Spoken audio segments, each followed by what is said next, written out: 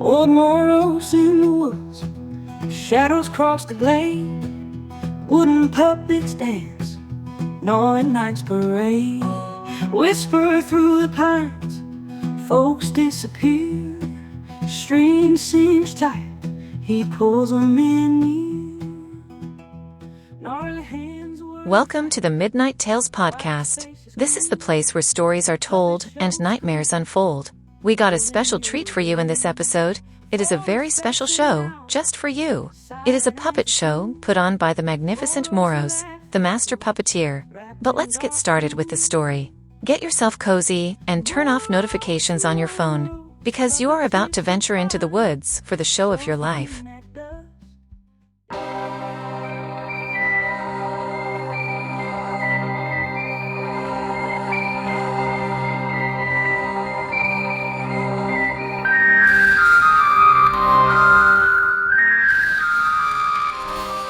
The town of Eldon lay like a tranquil island at the edge of a sprawling ocean of trees, known to all as Harrow Woods. The forest, dense and stretching as far as the eye could see, cast an imposing shadow over the town, especially as the sun began its descent, painting the horizon with hues of orange and red. Eldon and Harrow Woods shared a paradoxical relationship.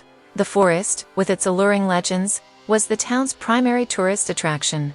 Come, hear the tales of Moros, the brochures would boast, often accompanied by eerie illustrations of the woods under a full moon. Yet, for the locals, the woods were a constant reminder of whispered stories, tales of lost souls, and the haunting tune of a distant music box. On any given day, children could be seen playing near the wood's entrance, daring each other to step in just a foot or two, only to scurry back, a mix of fear and exhilaration in their eyes.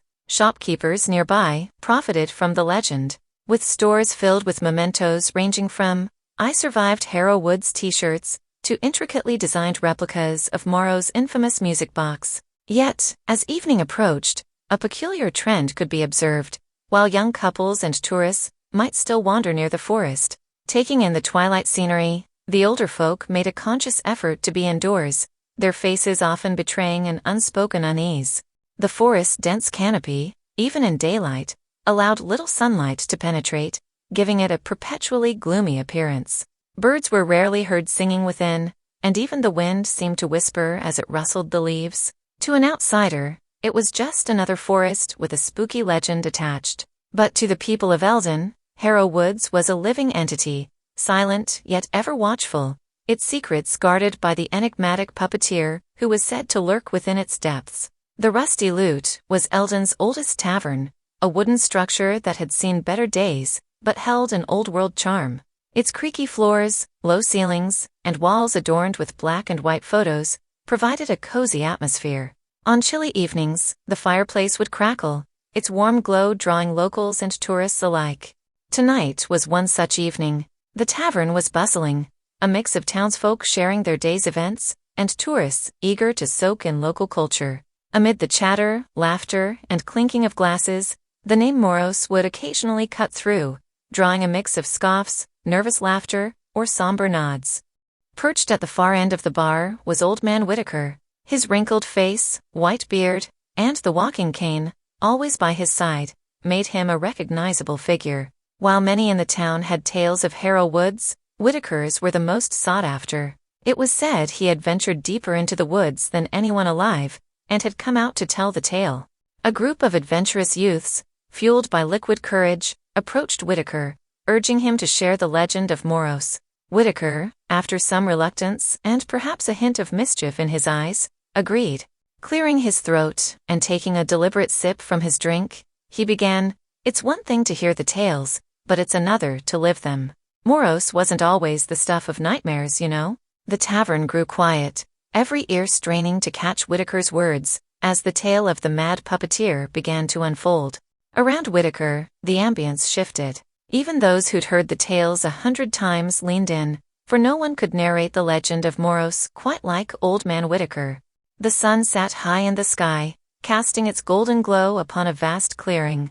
A sea of colorful tents rose from the ground, their peaks reaching ambitiously towards the heavens. Flags fluttered in the gentle breeze, and the distant sound of carnival music played, promising joy and wonder to all who entered. This was the grandeur of the celestial circus, known throughout the lands for its awe-inspiring acts and unparalleled performances. Families flocked from neighboring towns, children's faces painted with excitement, their tiny hands clutching at the hands of their equally eager parents.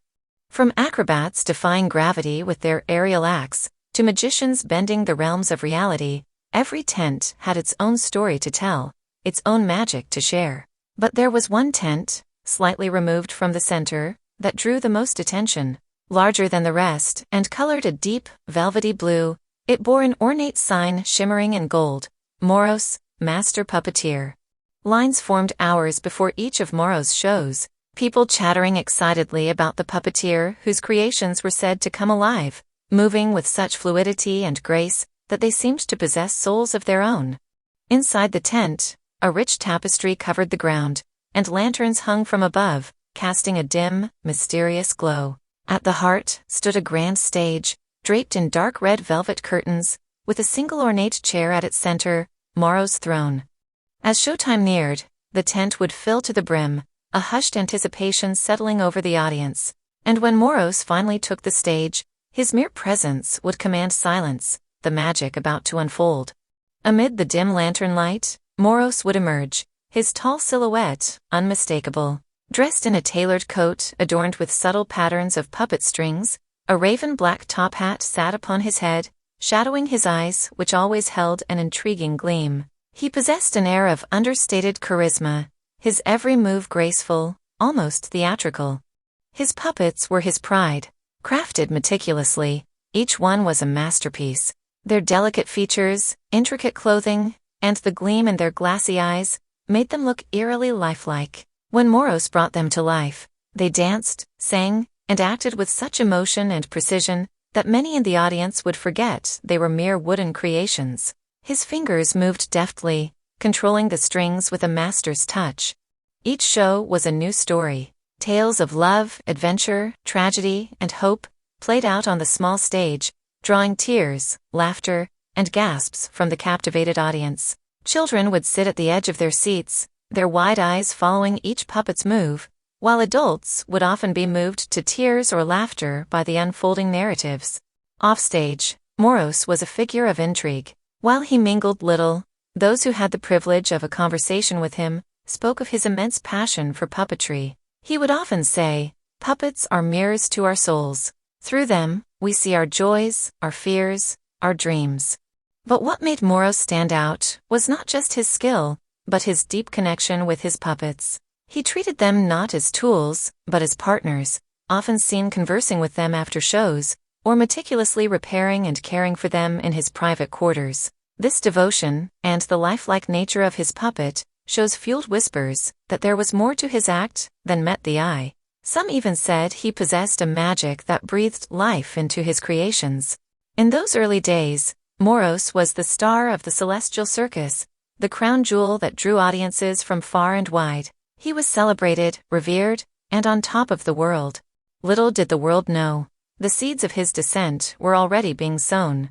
As the seasons changed and the celestial circus traveled from one town to another, subtle alterations began to manifest in Moros' performances. The once uplifting tales took on somber undertones.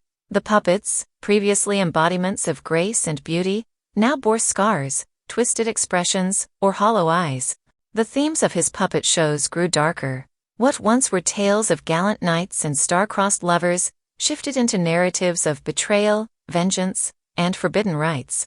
The backdrop of his stage, too, evolved. No longer was it the velvet curtain or scenic paintings. Instead, it mimicked the gloomy interiors of caves or shadowy graveyards. Audiences were divided. While many were entranced, viewing it as an artist's evolution, exploring the darker facets of emotion, others felt unease. The children, once his biggest fans, now often left the tent with tears in their eyes or in a frightened embrace of their parents. Whispers spread of people feeling an inexplicable coldness during his performances, or of the eerie sensation of the puppet's eyes following them. The defining shift was not just in the content but in Moros himself. No longer was he the charismatic puppeteer whose passion was palpable. His eyes, once vibrant, now seemed distant, lost. After shows, he wouldn't linger. He'd retreat immediately, his puppets clutched close, murmurs and whispers echoing from his tent late into the night. The troupe of the Celestial Circus began to voice concerns. While Moros was still their primary draw, his recent eccentricities had started sparking controversies. There were towns where the circus was met with protests, demands for Moros to be dropped from the lineup. Ticket sales fluctuated, with many opting to see other acts and give the puppeteer's tent a wide berth.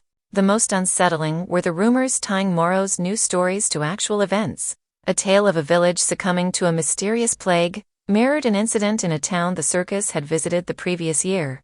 A narrative of a forbidden romance ending in tragedy had eerie parallels to a scandal from another locale. These weren't just stories, they were echoing real-life tragedies, leading many to question where Moros got his inspiration from.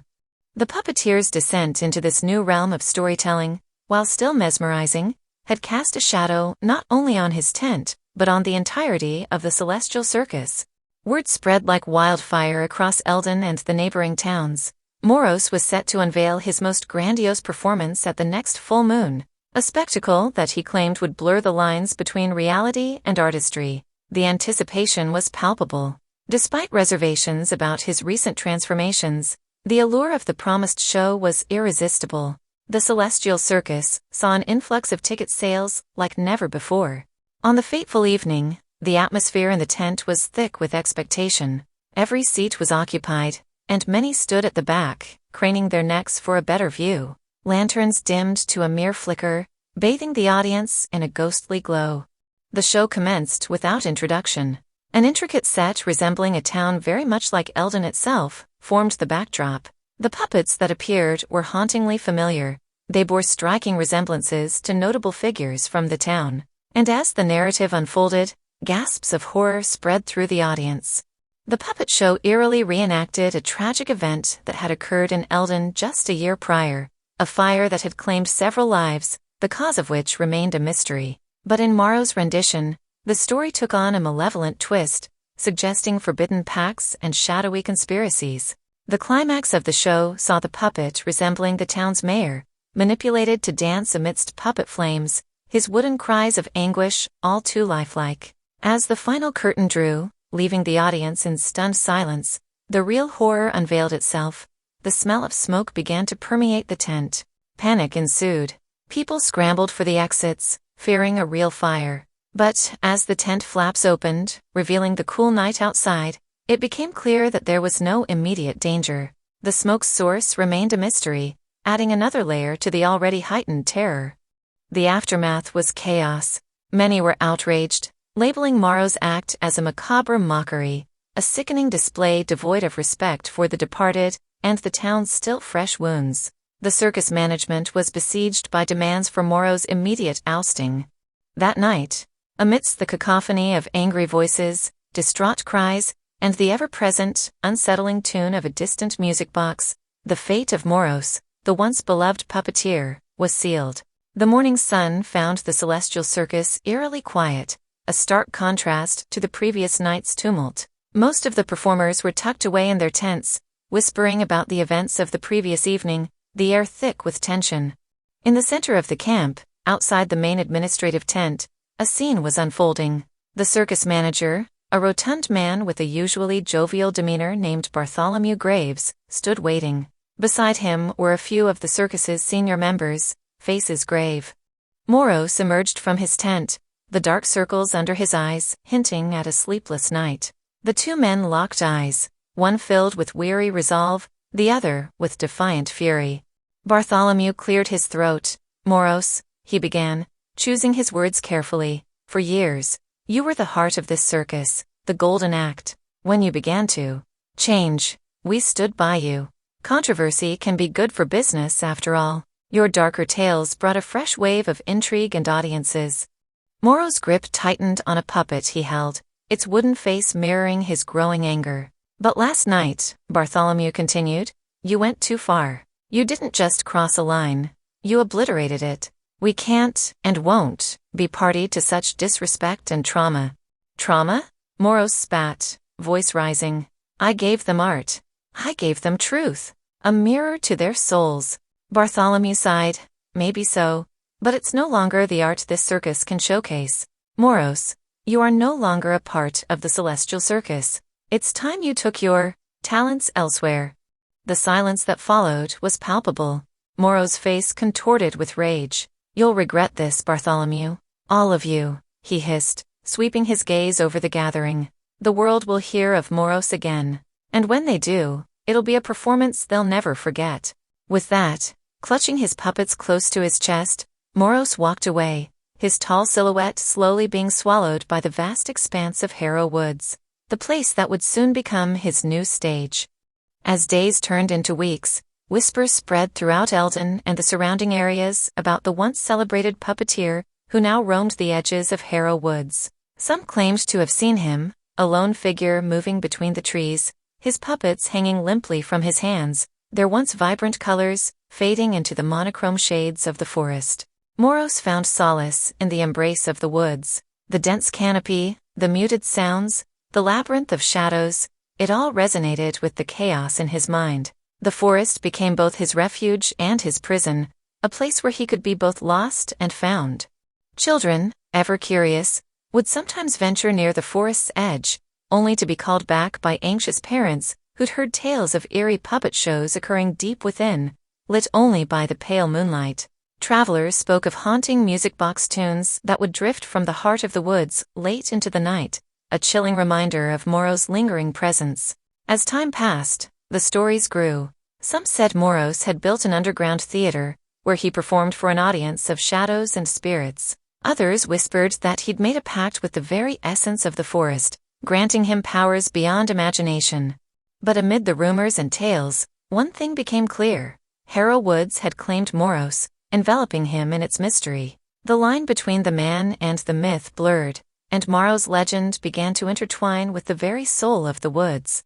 Soon, it wasn't just his past performances that were spoken of in hushed tones, but the enigmatic and ever-growing tales of his new theater in the woods, where reality and puppetry danced a fine line, and where the curtain never truly fell. Back in the dimly lit confines of the Rusty Lute Tavern, Old Man Whitaker took another deliberate sip from his drink, his gaze sweeping over the entranced faces before him. The room had grown silent, except for the faint crackling of the fireplace, every patron hanging on to his every word, lost in the world he was weaving. The charm of Whitaker's storytelling wasn't just in the tales he shared, but in the manner of his narration, the subtle shifts in his tone, the dramatic pauses, and the way his old eyes seemed to drift back in time, reliving the moments. Clearing his throat, he continued, Now, as years faded and the memory of Moros as a puppeteer of the celestial circus began to wane, a new chapter was being written, right here in our Harrow Woods. He leaned in closer, voice dropping to a whisper, drawing his audience in with him.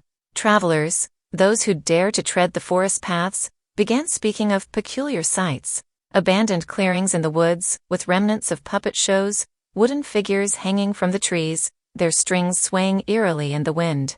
Campers would speak of nights when the entire woods seemed to come alive. The haunting tune of a music box, always just out of sight, would drift on the wind. Those brave, or foolish, enough to follow the tune, would often find themselves lost, walking in circles, the melody playing games with their minds. Whitaker's voice grew graver, but it wasn't just the eerie sights and sounds that birthed the legend. It was the disappearances. Adventurous souls who ventured into Harrow Woods and never returned. Search parties would sometimes find belongings, a shoe, a torn piece of clothing, or most chillingly, a puppet resembling the missing person. He took another pause, letting the weight of his words sink in. The flickering candlelight cast shadows that danced on the walls, mirroring the unease that had settled over the room. The tales you hear now, the whispered warnings, they all stem from truths long buried in the heart of our woods. Moros might have once been a man, but the woods, they transformed him.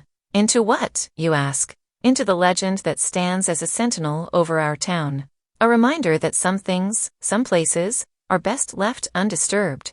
Whitaker took a deep breath, his gaze drifting momentarily to the window, beyond which lay the shadowed expanse of Harrow Woods. The once lively atmosphere of the Rusty Lute felt charged with tension, the patrons hanging on to his every word, some gripping their drinks tighter, others exchanging uneasy glances. But the woods don't just echo with the sound of Moros' haunting tunes, Whitaker continued, his voice dropping even lower. There are other sounds, screams of pure terror that pierce the stillness of the night, sounds of pursuit, of desperation, and then, agonizing silence. He shifted slightly, leaning in. You see, it's not just Moros that you need to fear. There are tales, whispered among those who ventured close enough, of hounds. Not ordinary hounds, mind you, but creatures trained by Moros himself, large, with eyes that glow an unnatural hue, and a hunger for human prey. A shiver ran through the crowd, some visibly paling at the imagery. These beasts are said to be his eyes and ears, roaming the depths of the forest. They hunt in packs, their howls sending chills down the spines of even the bravest souls. And when they catch the scent of a human, well, he trailed off, leaving the gruesome details to the imagination of his listeners. He let the weight of his words hang in the air for a moment before adding, many who've gone missing in the woods were later found, or at least parts of them. Torn clothing, sometimes a limb, and always, without fail, those damnable puppet likenesses, often splattered with the very essence of their human counterparts. Drawing himself up, Whitaker finished, Moros is not bound by our understanding of sanity. He plays by his own rules, in his own twisted theater. So, the next time you find yourself drawn to the allure of Harrow Woods, remember the tales, heed the warnings, and ask yourself, is curiosity worth the price? With that, Old Man Whitaker downed the remainder of his drink, his story told, leaving the patrons of the Rusty Lute with much to ponder and nightmares that would surely follow. Camping in Harrow Woods. The rustle of leaves underfoot, the chirping of distant birds, and the soft golden hue of the setting sun filtered through the trees, marked the beginning of Sarah and Jake's journey into Harrow Woods. The backpacks they carried seemed heavy, weighed down with camping gear and, more intriguingly, an assortment of camera equipment. Sarah, with her fiery red hair tied in a messy bun and a pair of worn-out hiking boots, led the way. Her steps were confident, her eyes always scanning the surroundings with an analytical gaze. Jake followed closely, slightly taller, with dark curly hair, and a perpetual frown of concentration, occasionally jotting down notes in a leather-bound journal.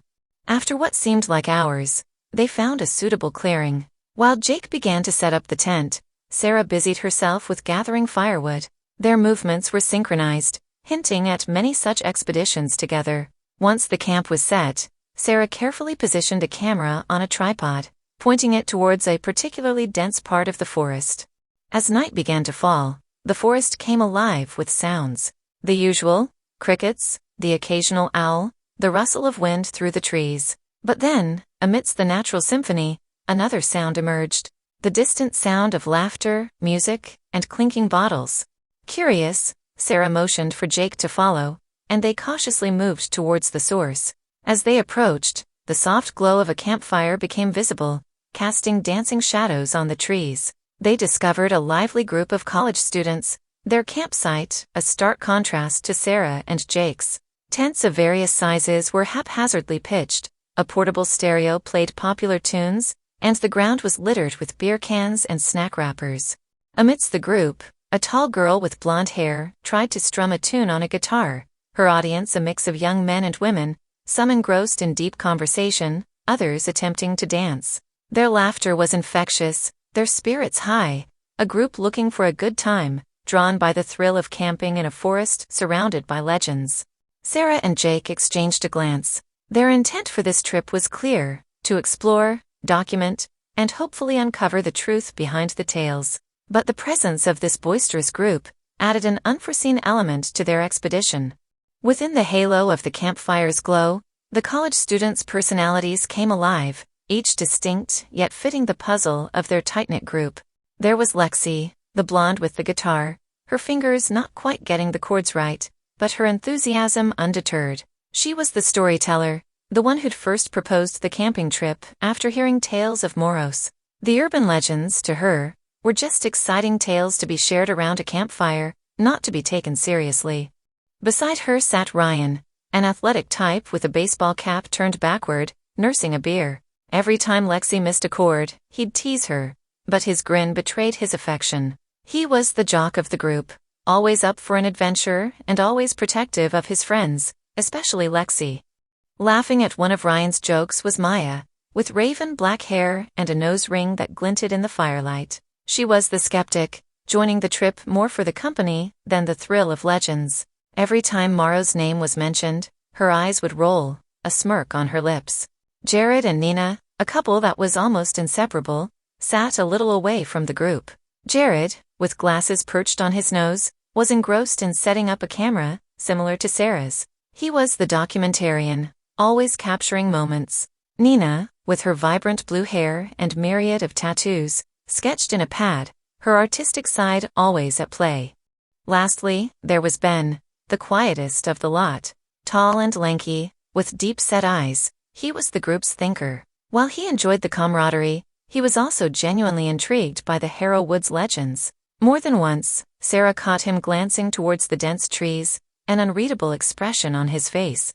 This motley crew, with their banter, laughter, and occasional disagreements, had chosen Harrow Woods as their latest adventure spot, unaware that their presence would soon set the stage for a night none of them would forget.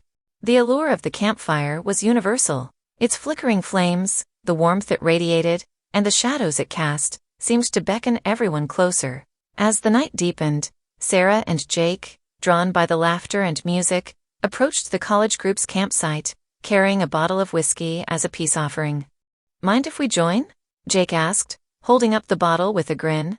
Ryan looked up, his gaze first settling on the whiskey and then on the duo. "Always room for more," he declared, patting the ground next to him. As they settled down, Lexi strummed a few chords, the atmosphere relaxed and jovial. The firelight painted everyone in a warm orange hue, their faces animated as stories began to flow, each trying to outdo the other in terms of thrill or humor.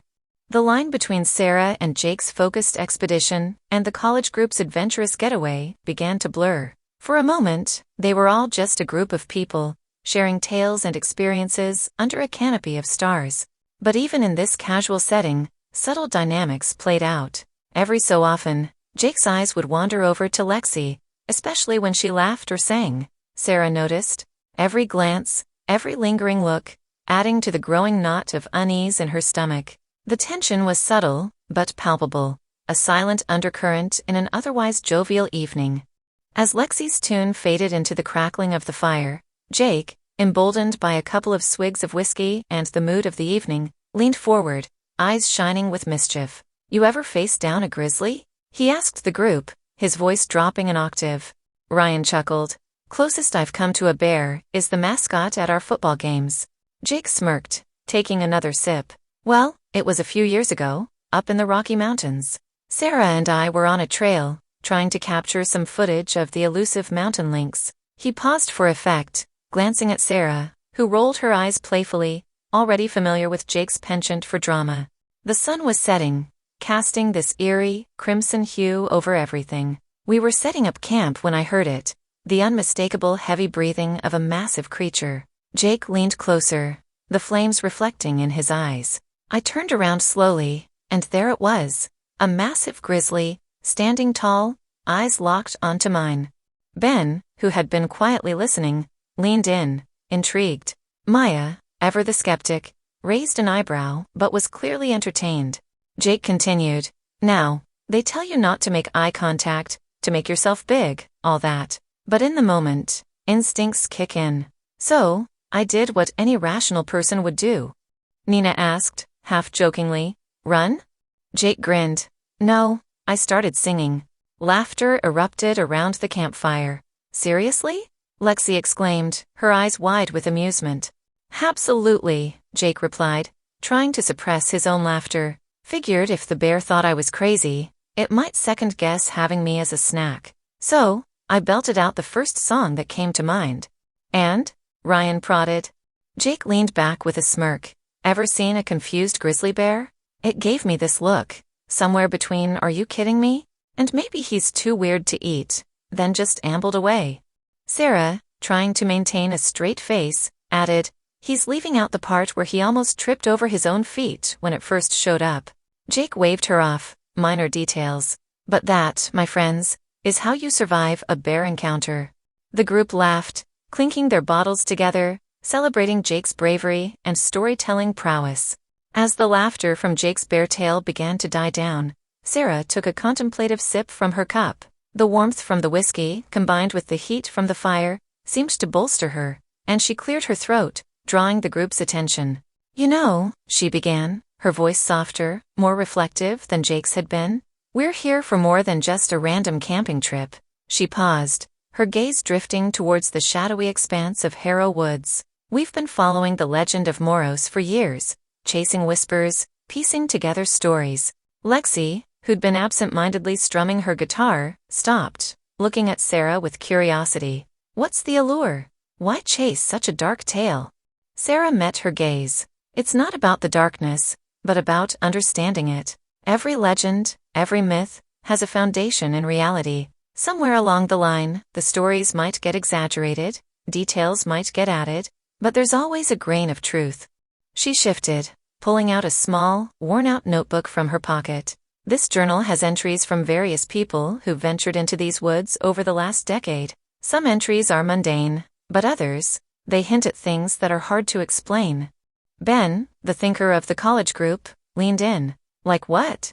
Sarah flipped open the notebook to a marked page. "Footprints that appear and disappear without a trace.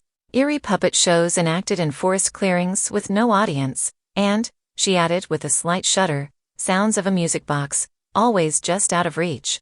Maya scoffed. "It's a big forest. Any of that could be explained by wildlife or other campers." Sarah nodded. "True. And we've considered all the logical explanations. But there are just too many accounts, too many similar experiences. Our aim is to document, understand, and maybe even meet the legend himself." Ryan raised an eyebrow. "You want to meet Moros?" Sarah looked at him squarely. "If he's real, yes. We want to know his story, from his perspective. Every legend deserves that." The campfire's glow seemed to deepen, casting longer shadows, the weight of Sarah's words sinking in. The night was no longer just about shared tales. It was a bridge between the carefree adventure of the college group and the purpose-driven quest of Sarah and Jake. The night was deepening, and a cool breeze swept through the camp, making the flames of the campfire dance with an added vigor. Jared, who had been mostly quiet throughout the evening, capturing moments with his camera, cleared his throat. "You've heard the basic legend of Moros," he began, his voice grave, "but there are details that most don't know. More recent events. Disturbing shifts in the narrative." Ben leaned forward, intrigued, while Ryan smirked, sharing an amused glance with Maya. Jared took a deep breath. Moros was once a puppeteer, an artist who took immense pride in his work. The woods were his stage, and he put on shows that mesmerized the few who dared to watch. But over time, something changed. Lexi, hugging her knees to her chest, looked around, sensing the gravity of Jared's tale. "What changed?" she whispered. Jared's gaze intensified. The woods began to twist Morrow's psyche. He wasn't content with puppetry anymore. They say he began to believe that humans never understood his art. That we, with our transient lives, were less real than his timeless creations. Ryan chuckled. "You're making this up." Jared continued, undeterred. The once sensitive soul, which had given life to inanimate objects, grew twisted. Moros started treating his puppets as real. And humans? He began seeing them as mere puppets, playthings. The line between reality and his delusions blurred. Jared lowered his voice, his eyes scanning the faces around the fire, ensuring he had everyone's undivided attention. Rumors began to spread. Campers who ventured deep into Harrow Woods and never returned. Hikers who claimed to see life-sized, all too realistic puppets hung from the trees, faces frozen in terror. Ben swallowed hard, his earlier skepticism replaced by a growing unease. Jared's voice grew even softer. "They say Moros doesn't entertain anymore. He hunts. He captures. He transforms. People who once laughed, loved, and lived are now mere playthings for Morrow's twisted shows. And the worst part? He revels in the hunt. The fear. It's all a game, a performance to him." The fire crackled, its sound stark against the heavy silence that followed Jared's tale. Ben, visibly shaken, whispered, "And you believe all this?" Jared shrugged. "I'm a documentarist. I capture stories, facts. But sometimes, The line between reality and myth isn't clear. All I know is that there's something about these woods, something off. Ryan and Maya exchanged looks, trying to brush off the unease with laughter. Great story, man, Ryan said, trying to bring back the earlier jovial atmosphere. Next time, you should pitch it to Hollywood. But the mood had shifted. The fire's glow, once warm and inviting, now seemed to hold an edge of menace, shadows stretching into the darkness of Harrow Woods, hinting at the unknown. The campfire, once a hub of camaraderie and shared stories, began to exhibit a clear divide as the night deepened. Jake and Sarah sat on one side, their expressions solemn, their bodies visibly fatigued from the day's activities. Across the crackling flames, the college group, fueled by youth and alcohol, laughed and sang, their voices echoing into the dark recesses of Harrow Woods. Jake leaned over to Sarah, his voice barely audible over the din. I think we should head back. We've got a long day tomorrow, and we need to be well rested if we're going to explore deeper into the woods. Sarah nodded, rubbing her temples, feeling the weight of the evening's legends on her mind. Yeah, the noise is a bit much for me. Let's turn in. As they began to gather their belongings, Ryan, holding a beer can, cheered, Hey, old-timers. The night is young. Don't leave us now. Jake forced a smile, his gaze momentarily drifting towards Lexi, who was dancing, her silhouette lit by the fire. He quickly averted his eyes when Sarah shot him a pointed look. Thanks, but we've had our share of wild nights. You kids enjoy. Just be safe, okay? Jared, his camera ever present, zoomed in on the departing couple. Don't worry, we'll capture every moment for you, he shouted with a wink, before turning his lens to capture Nina, who was attempting to roast marshmallows. Sarah and Jake's tent was a fair distance from the boisterous group, nestled in a quieter corner of the forest clearing. As they approached, the sounds from the parting students grew fainter, replaced by the subtle, serene sounds of the woods at night. Inside the tent, Jake unrolled their sleeping bags, while Sarah changed into her night clothes. They lay down, side by side, the barrier between them palpable. After a moment of silence, Sarah whispered, Jake, I saw you looking at her. At Lexi. Jake sighed. It was just a passing glance, Sarah. Nothing more. She turned to face him, her eyes searching his. It's just, ever since that party where she kissed you, I feel like there's been this distance between us. And I can't help but feel it's because you don't love me anymore. Maybe you are not attracted to me anymore. Jake reached out, taking Sarah's hand. I'm here with you. I promise you that the only one who matters is you. Sarah nodded, though the unease lingered. The two drifted into an uneasy sleep, their dreams filled with puppet strings and echoing laughter. Back at the campfire, the college group's festivities continued in full swing. Unbeknownst to them, the woods watched and waited, the legend of Moros lurking in its shadows. The night deepened, casting a thick blanket of darkness over the forest. The college group, their energy showing no signs of waning, continued their revelry around the campfire. Laughter echoed, drinks were poured, and tales were exchanged. But then, cutting through the cacophony, a soft melody began to play. It was distant, barely audible over the merriment, but unmistakably reminiscent of a music box. The haunting tune, both melancholic and sweet, seemed to beckon, pulling at the very soul. Jared, always alert for a new filming opportunity, was the first to pick up on it. Do you guys hear that? He asked, motioning for the group to quiet down. The laughter died down, and the group strained their ears. The melody became clearer, sending shivers down the spines of those who heard it. It sounds like one of those old music boxes, Maya murmured, her eyes wide with intrigue. Ben, curiosity piqued, stood up. I'm going to see where it's coming from, he declared, grabbing a flashlight. Nina, not wanting to be left behind, quickly joined him. Wait up! I'm coming with you. The two of them, followed by a hesitating Jared with his camera, ventured into the darkness, the sound guiding them deeper into the woods. The rest of the group, initially apprehensive, soon became engrossed in their own conversations, dismissing the music as a product of the forest, or perhaps someone's misplaced radio. As Ben, Nina, and Jared walked further, the melody seemed to shift, always just out of reach, leading them deeper and deeper. It was as if the woods themselves were playing a game, drawing them in with its enchanting tune. Finally, After what seemed like hours, they reached a small clearing. At its center stood an ornate, old-fashioned music box, its lid open, the little ballerina twirling gracefully to the haunting tune. But, as they approached, the music abruptly stopped. The forest returned to its natural nocturnal sounds, the music box standing silent and still. Confused and a little spooked, the trio exchanged glances. "That wasn't normal," Jared whispered, his camera still rolling, capturing the eerie stillness of the clearing. Ben cautiously approached the music box, examining it. "It's old, probably an antique," he mused, looking around for any sign of its owner. Nina shivered, pulling her jacket tighter around her. "Let's head back. This place gives me the creeps." With one last glance at the mysterious music box, the group made their way back to the campfire, the forest whispers accompanying them. Unbeknownst to them, the night's illusions were only just beginning. Dance of the fireflies. Returning to the campfire, the atmosphere had shifted subtly. The once vibrant and boisterous energy of the group had been replaced by a more subdued tone. The enchanting melody, though now absent, still lingered in their minds.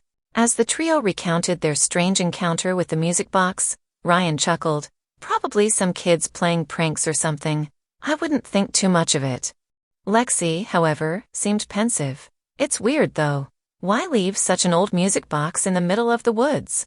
The conversation continued, each offering their own theories and explanations. But as they spoke, a new phenomenon began to manifest around them. Fireflies began to emerge from the forest, their soft, glowing lights adding to the campfire's warmth. But there was something different about these fireflies. Their glow was more intense, their movements more deliberate.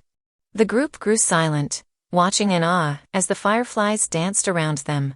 Their flight wasn't random. It had purpose, rhythm, synchronicity. They began to form patterns in the night air, intricate shapes that hinted at something otherworldly. Maya, her artistic eye catching every detail, whispered, "Look at that! They're forming puppet strings?" Indeed, the fireflies' dance painted luminous threads in the night, connecting to form puppet-like figures. These figures danced gracefully, pulled by unseen puppeteers, telling a silent story of love, loss, and longing. Captivated, the group could only watch as the scene unfolded. Jared, his camera rolling, murmured, "This is unreal. It's like they're putting on a show for us." The fireflies' dance grew more intense, their patterns more intricate. And then, as suddenly as they'd appeared, the fireflies dispersed, leaving the students in darkness, save for the soft glow of the campfire. The atmosphere was thick with wonder and unease.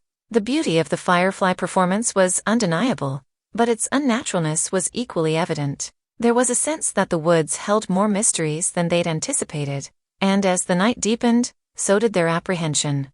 Ben broke the silence, his voice shaky. "That was both the most beautiful and terrifying thing I've ever seen." Lexi nodded in agreement. "It's like the woods are alive, watching us, playing with us." Jared, ever the skeptic, tried to lighten the mood. "Or maybe we've just had a bit too much to drink, and our minds are playing tricks on us." But the group wasn't easily convinced. The night had shown them wonders and terrors, and they had a growing sense that their stay in Harrow Woods would be anything but ordinary. The atmosphere at the camp had grown tense after the Fireflies' performance. The college group, eager to shake off the eerie feeling, decided to explore their surroundings further.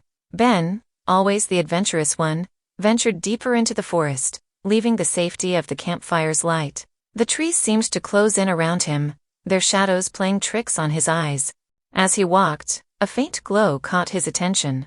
Approaching a tree, he discovered a luminescent sketch on its bark. The illustration was of a puppet, but upon closer examination, it bore an uncanny resemblance to Ryan. It wasn't just the likeness, it was the details, the way the puppet version of Ryan tilted its head, the specific crease in the shirt he wore that evening, even the tiny scar on his chin. Everything was unnervingly accurate. A chill ran down Ben's spine.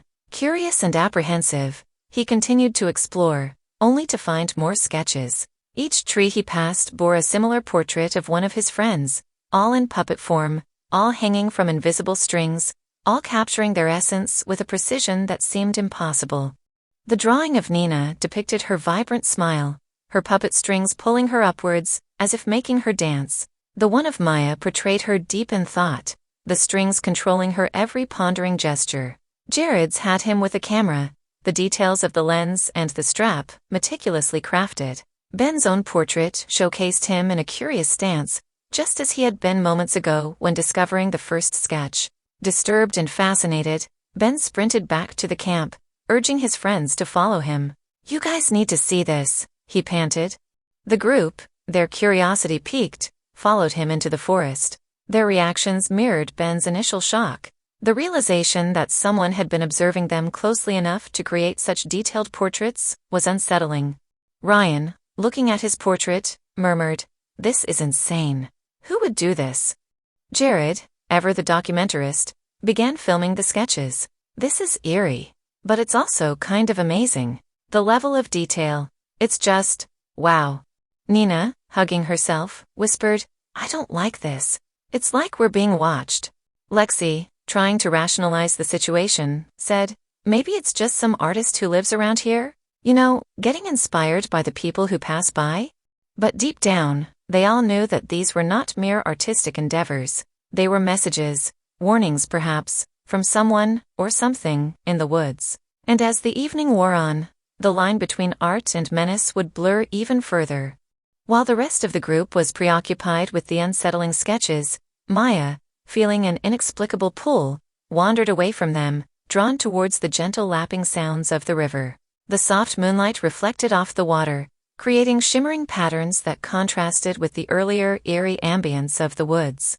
Maya's serene moment, however, was interrupted when she spotted a familiar silhouette sitting by the riverbank. A life-sized puppet, mirroring her very appearance, was perched gracefully on a rock. Its details, from the wave of its hair to the hue of its dress, were impeccably crafted. But what was most striking was the puppet's face. It was a reflection of Maya's own face, but contorted in sheer terror. She approached slowly, disbelief evident in every step, as her mind grappled with the reality before her. Every fiber of her being screamed at her to turn around, to run, but she felt compelled to get a closer look. As she neared, a gust of wind blew through, causing the puppet to teeter, and just as Maya reached out to steady it, it toppled over the edge, plunging into the river below. Maya let out an involuntary gasp, as the puppet Maya floated away with the current, its fear-stricken face staring back at her, getting smaller and more distant. Distraught and panicked, Maya ran back to the group, her breath coming in ragged spurts. "Guys, you won't believe what I just saw." Lexi, immediately concerned by her friend's distress, wrapped an arm around her. "What happened, Maya?" Between gulps of air, Maya recounted her eerie discovery. "There was a puppet of me. It looked terrified, and it fell into the river before I could do anything." Nina, wide-eyed, whispered, "This is getting too creepy. First, those sketches, now lifelike puppets? We need to leave." Ryan, trying to inject some humor to diffuse the tension, joked, "Maybe Moros is a fan of yours, Maya." But his attempt at levity fell flat. The group was on edge, and the woods, with all its mysteries, had begun to close in on them. They realized they weren't just dealing with an artist, they were part of a larger, more sinister game. And they were the pawns. The chilling occurrences of the evening had finally pushed the group to a decision. They needed to get back to their campsite and discuss leaving Harrow Woods come morning. However, their return proved more complicated than anticipated. The forest around them seemed alive, treacherous. Landmarks and paths they had used during the day now appeared different. The trees, which once stood sentinel, guiding them on their journey, now loomed menacingly overhead, their shadows cast by the dim moonlight playing tricks on the eyes. Jared, clutching his camera tight, tried to retrace their steps, using the footage he had taken earlier, but even the film seemed to betray them. The trails they followed from the footage led them right back to the exact spots they'd just left, creating a looping maze with no exit. "It's like we're walking in circles," exclaimed Ben, his voice edged with panic. Lexi tried to keep calm. "We can't be. We followed the path we took this morning."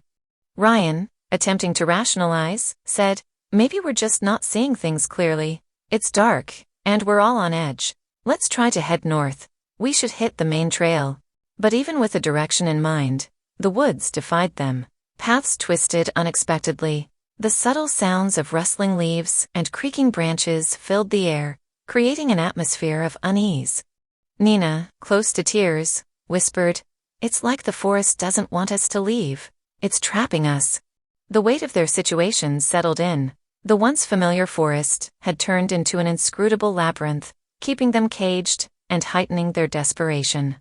As the hours wore on, their sense of direction waned, and with it, their hope. They were ensnared in Moros' malevolent play. The forest was eerily silent, the only sound being the soft crunch of leaves underfoot, as the group trudged on, weary and anxious.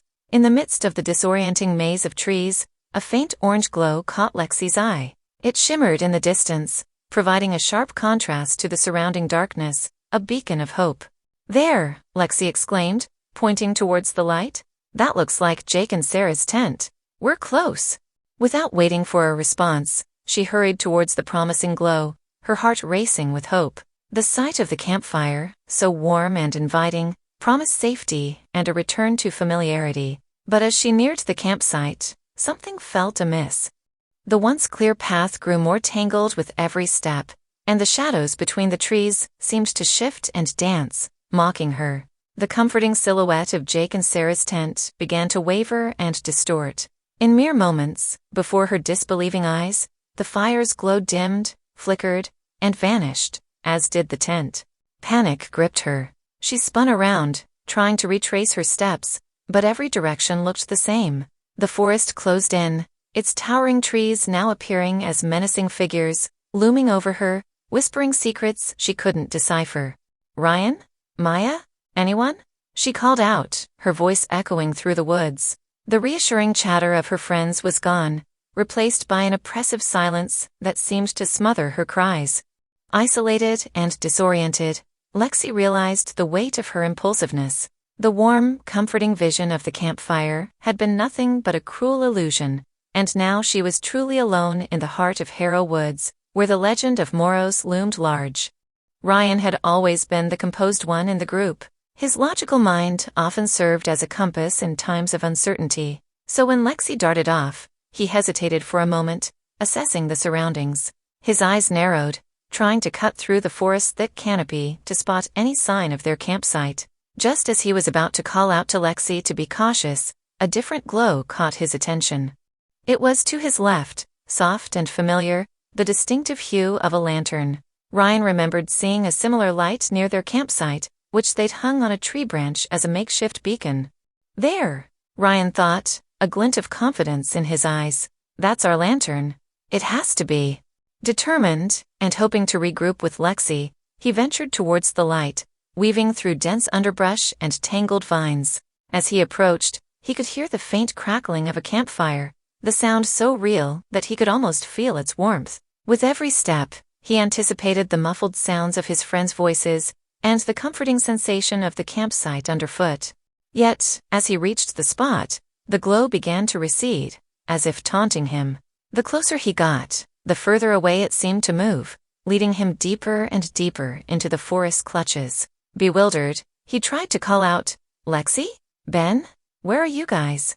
But his voice seemed muffled, stifled by the thick air and the towering trees. Soon, the lantern's light disappeared altogether, leaving Ryan in pitch darkness. He tried retracing his steps, but the landmarks had shifted. Trees that were once familiar now seemed alien, their gnarled roots like hands trying to pull him under.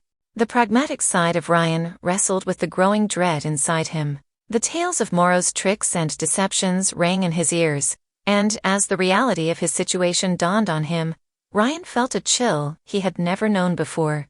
The puppet's haunting visage remained etched in Maya's mind, its features mirroring her own, contorted in terror. As her heart continued to race, she found herself separating from the group, their voices growing distant. The subtle rustling of the leaves, the murmurs of the forest, all seemed to close in on her, amplifying her fears. Then, in the midst of her rising panic, a gentle, comforting light emanated from just beyond a thick copse of trees. The amber glow reminded her of the campfire, a source of warmth and safety. She recalled Jared and Nina laughing and joking around the fire, and a desperate hope grew within her to reunite with them. However, her recent eerie encounter made her cautious. She approached the light tentatively, pausing every now and then to scan her surroundings, listening intently for any sign of her friends or, worse, a whisper of Moros' presence. She kept envisioning the puppet of herself, the same fearful expression mirrored on her face as she got closer to the deceptive light. A sudden gust of wind brought a fleeting chill, and Maya shivered, wrapping her arms around herself. Yet, just as the light seemed within reach, it darted away, leading her further into the unfamiliar depths of the woods. It danced mockingly, always just out of reach, drawing her deeper and deeper into the shadows. "Jared? Nina?" she called, her voice quivering with a mix of hope and fear. Only silence responded, adding to her mounting dread. As the elusive light finally faded away, Maya's anxiety reached its peak. Alone, surrounded by darkness and the towering, unfamiliar trees, she felt the weight of the legend of Moros bearing down on her, a force that seemed more real with every passing second. Her chest tightened, and every shadow seemed to dance, just like the puppet had by the river's edge. Jared's innate curiosity had always led him into the heart of stories, places, and mysteries. As a budding documentarist, he lived for these moments of exploration, believing that every experience could lead to a new story, a new film. As the group started to fragment due to the strange occurrences in the forest, Jared instinctively clutched his camera, ensuring it was recording. Through its lens, he felt a sense of empowerment and control, even when things seemed chaotic. The soft blue glow on its screen provided a small comfort against the growing darkness.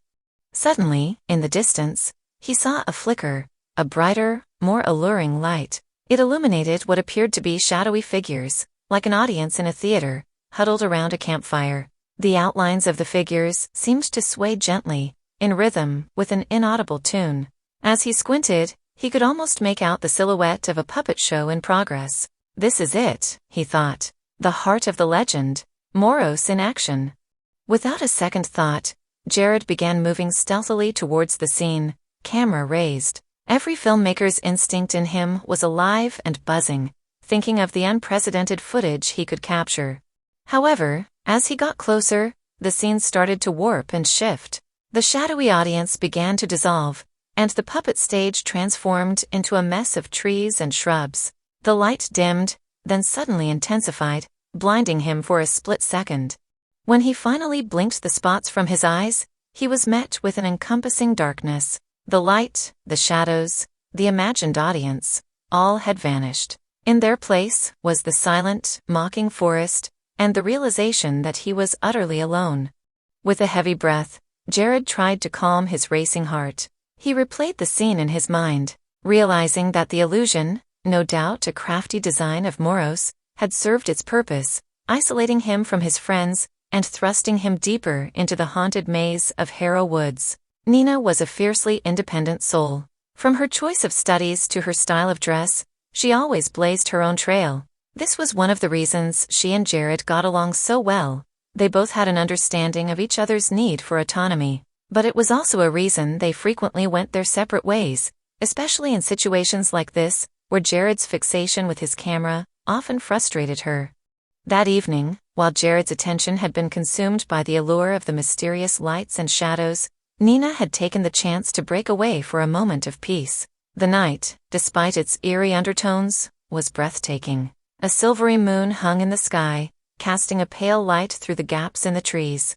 The rustling leaves and the distant sound of water created a tranquil backdrop. A lover of nature, Nina decided to venture towards the calming sound of water. As she moved further from the group, a soft, golden glow became visible between the trees. She approached, thinking it might be another group of campers. But as she got closer, the gentle sound of laughter, specifically children's laughter, tickled her ears. Drawn by the warmth and innocence of the scene, Nina moved closer. The soft glow emanated from a campfire, around which danced the shadowy figures of children, playing and laughing, as if from a distant memory. A homely scene of what seemed like a family outing from decades past, played out before her eyes. But as she drew nearer, wanting to join this pleasant scene, the light started to wane, the laughter distorting into an unsettling whisper. The shadows merged and twisted until they were swallowed by the forest. The campfire flickered out, leaving Nina in the darkness. A shiver ran down her spine as she realized the deceptive nature of what she'd witnessed. Alone and unnerved, Nina's initial serenity was replaced by an anxious need to reunite with her group. The memory of Jared and his camera, previously an annoyance, now became a beacon she desperately hoped to find in the overwhelming darkness of Harrow Woods. Ben always had a streak of obsession in him, a trait that often made him the butt of jokes among his friends. Whether it was his fixation with a particular band or a movie series, when Ben latched onto something, he delved deep. The evening's haunting tales of Moros had lit that obsessive spark in him. While he was equally entranced by the illusions of the night, his fascination had taken on an investigative angle. He wanted to understand, to dissect the mystery, rather than just be a mere spectator.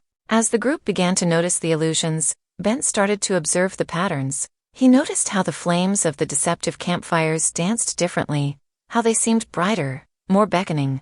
Thinking that by understanding these patterns, he might be able to control, or, at the very least, avoid the illusions, he decided to venture closer to one such fire, keeping a safe distance, but observing its properties.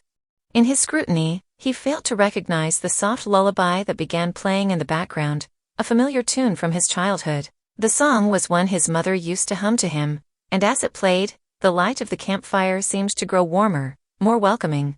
Against his better judgment, drawn by a deep sense of nostalgia and warmth, Ben moved closer. By the fire, he saw the silhouette of a woman, her back turned to him, humming the tune. Convinced that this was another illusion, but unable to resist the emotional pull, he approached, reaching out to touch her shoulder. As his fingers made contact, the figure disintegrated into ash, and the fire went out, plunging Ben into darkness. His heart raced, the warmth of the illusion now replaced by cold reality. Ben realized he had been separated from the group, his analytical approach betrayed by his own emotions. Alone in the vastness of Harrow Woods, the weight of Moro legend bore down on him, and he understood the true gravity of their situation. The haunting notes of a distant music box reverberated softly through the dense woods, creating an ethereal atmosphere that made Lexi pause. The notes, though chilling, were captivating, nostalgic even. They seemed to come from an old, delicate mechanism, the kind that would play in an antique store tucked away in a forgotten corner of the world. Shivering, she followed the sound, compelled by an odd mix of fascination and a hope that it might lead her back to the camp. The forest gradually transformed around her, the trees appearing more trimmed, and the ground smoother. She found herself approaching a small clearing that was eerily illuminated by the glow of ghostly lanterns hanging from the branches. At the center of the clearing stood a stage crafted from twisted twigs, leaves, and cloth that looked suspiciously like skin.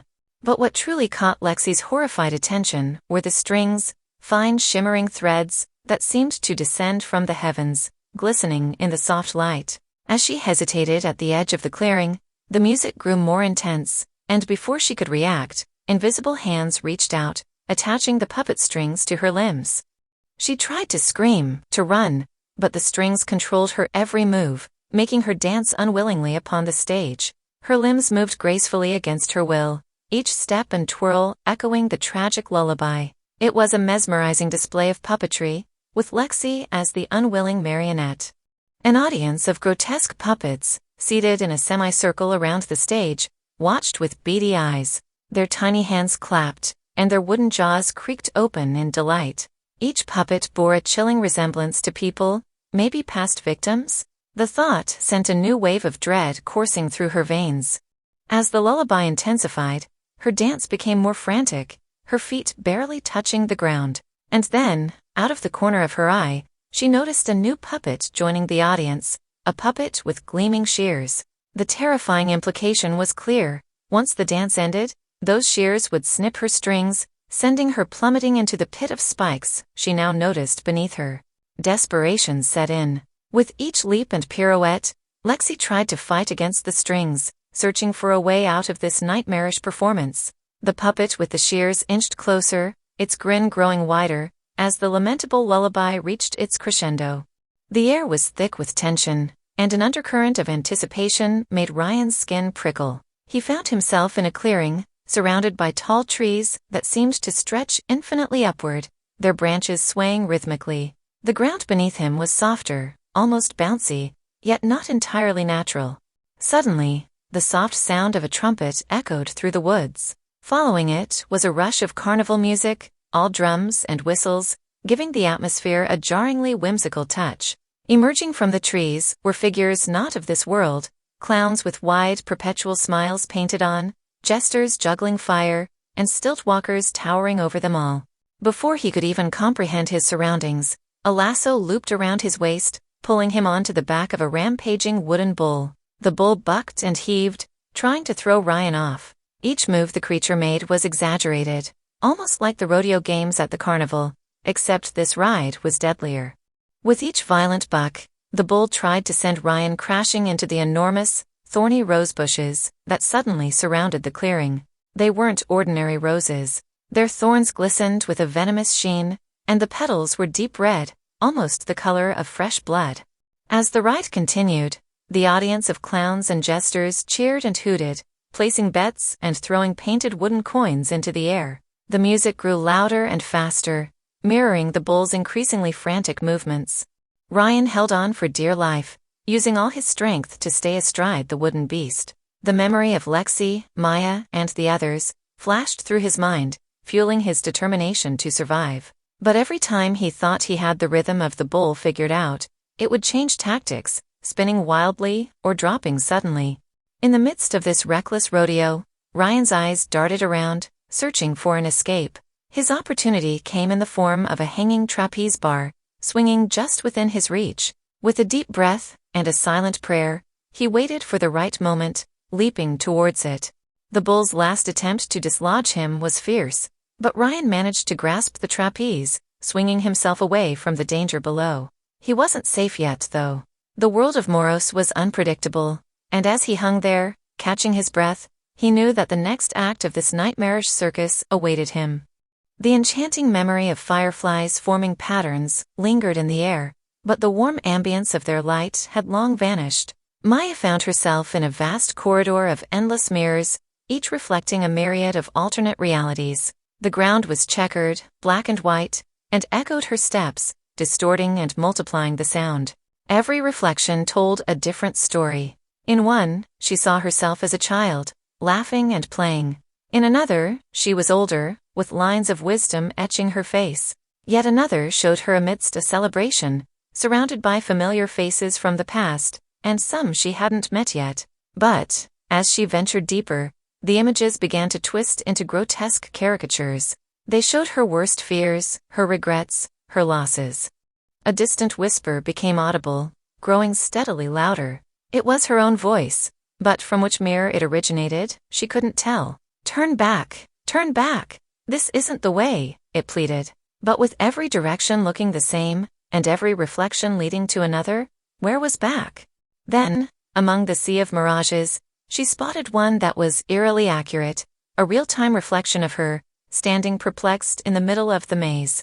This mirror, unlike the others, had an ornate, golden frame, adorned with puppet strings, giving it an aura of significance. Curiosity compelled her closer. As she touched its cool surface, the reflection shifted, showing a puppet version of her, held by strings manipulated by unseen hands. The puppet danced, laughed, and cried, moving in the ways Maya felt deep within her soul, reflecting her emotions and vulnerabilities. As the dance became more frantic, Maya felt herself drawn in, her movements beginning to mimic that of her puppet self. The reflections around her blurred into a whirl of colors and images as the puppet dance became a forceful waltz. Every spin, every jump, was like a tug on her heartstrings. The mournful tune of a violin, played by an unseen musician, matched the rhythm of the dance. In a final, frenzied crescendo, the puppet's strings became ensnared, tangling it into an immobile knot. The mirror cracked, fracturing the puppet's image, and the mournful melody ended abruptly. Maya, released from the trance, fell to the checkered ground, gasping for breath. The maze of mirrors, once threatening, began to fade, but the weight of the dance, the raw exposure of her emotions, stayed with her, a chilling reminder of Morrow's manipulative mastery. Jared, always with an eye for the visual spectacle, initially thought he had stumbled upon a beautiful cinematic scene. A clearing bathed in a soft, ethereal glow had a circle of tall wooden stakes driven into the ground. Atop each stake was a variety of objects, an old-fashioned camera much like the one he treasured, a film reel, a clapperboard, a director's chair, and other symbols of cinema. However, as he moved closer, he noticed the eerie stillness of the scene. There was no wind, but the objects atop the stakes levitated and started to orbit in a slow, mesmerizing dance around the center of the circle, where a puppeteer's platform stood. Drawn by his passion for film and the arts, Jared hesitantly entered the circle, eyes wide with amazement. Suddenly, the orbiting pace quickened, and the objects began to whirl around him at a dizzying speed, creating a vortex. From the center of the platform, a puppet, carved in Jared's likeness, rose. The puppet held a mini-camera, aiming it directly at Jared. Every time the puppet clicked the shutter, a memory of Jared's past flashed before his eyes. From his first shot with a disposable camera, to the first documentary he ever made, the puppet replayed Jared's most intimate moments in the world of filmmaking. But soon, the memories became distortions. Scenes of accolades transformed into scenes of ridicule. Moments of clarity and inspiration became moments of doubt and despair. The levitating objects started to drop one by one, narrowly missing Jared. The juggling act had become deadly. The camera plummeted, its lens shattering inches from him. The clapperboard snapped shut, its echoing clap disorienting him. The film reel spiraled downward, wrapping around him, restricting his movements. As the objects threatened to close in on him, the puppet Jared continued its relentless shooting, capturing every moment of his distress. Jared, desperate to escape the nightmarish film set, made a dash towards the edge of the clearing. But every step felt heavy, every breath a labor. Suddenly, a brilliant flash of light blinded him, the puppet's final shot. As the light faded, the deadly cinematic world Moros had crafted melted away, leaving Jared panting, lying on the forest floor, the haunting echoes of a distorted film reel playing in his ears. Nina, a lover of the sea and all its mysterious allure, suddenly found herself on the sandy shore of what seemed like an endless ocean, under a moonlit night. The gentle crashing of the waves felt familiar and comforting, a stark contrast to the nightmarish forest she'd just been in. To her surprise, an intricately detailed puppet theater stood near the water's edge. It was adorned with maritime motifs, seashells, anchors, and ropes.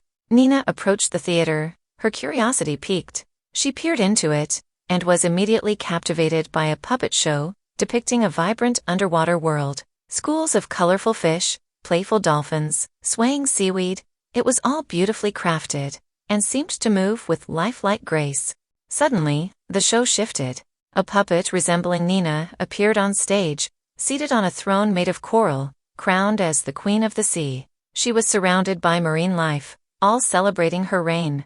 However, the joyous scene quickly turned dark. Sinister-looking sea creatures started to encircle her. A massive octopus with its tentacles, a lurking shadowy shark, and menacing eels began to converge on puppet Nina. Back in reality, the tide started to rise alarmingly fast, the waves growing more violent. Nina's feet sank into the wet sand, making it difficult for her to move. She could feel the water rapidly encroaching, cold and unrelenting. With every crash of the waves, the puppet show's plot advanced, mirroring her imminent doom. As the puppet Nina was entangled by the octopus and dragged into the watery abyss, the real Nina found herself knee-deep in water, struggling to break free from the ocean's grasp. In a desperate effort, Nina managed to pull one foot out, but as she did, a strong wave hit her, making her lose her balance. Falling face first into the water, she was quickly submerged. Panic surged as she fought against the pull of the undertow. Then, as suddenly as it started, everything went still. The water receded, leaving Nina gasping for breath on the wet sand, the puppet theater nowhere in sight. The once comforting sound of the waves now served as a haunting reminder of her brush with a nautical nightmare.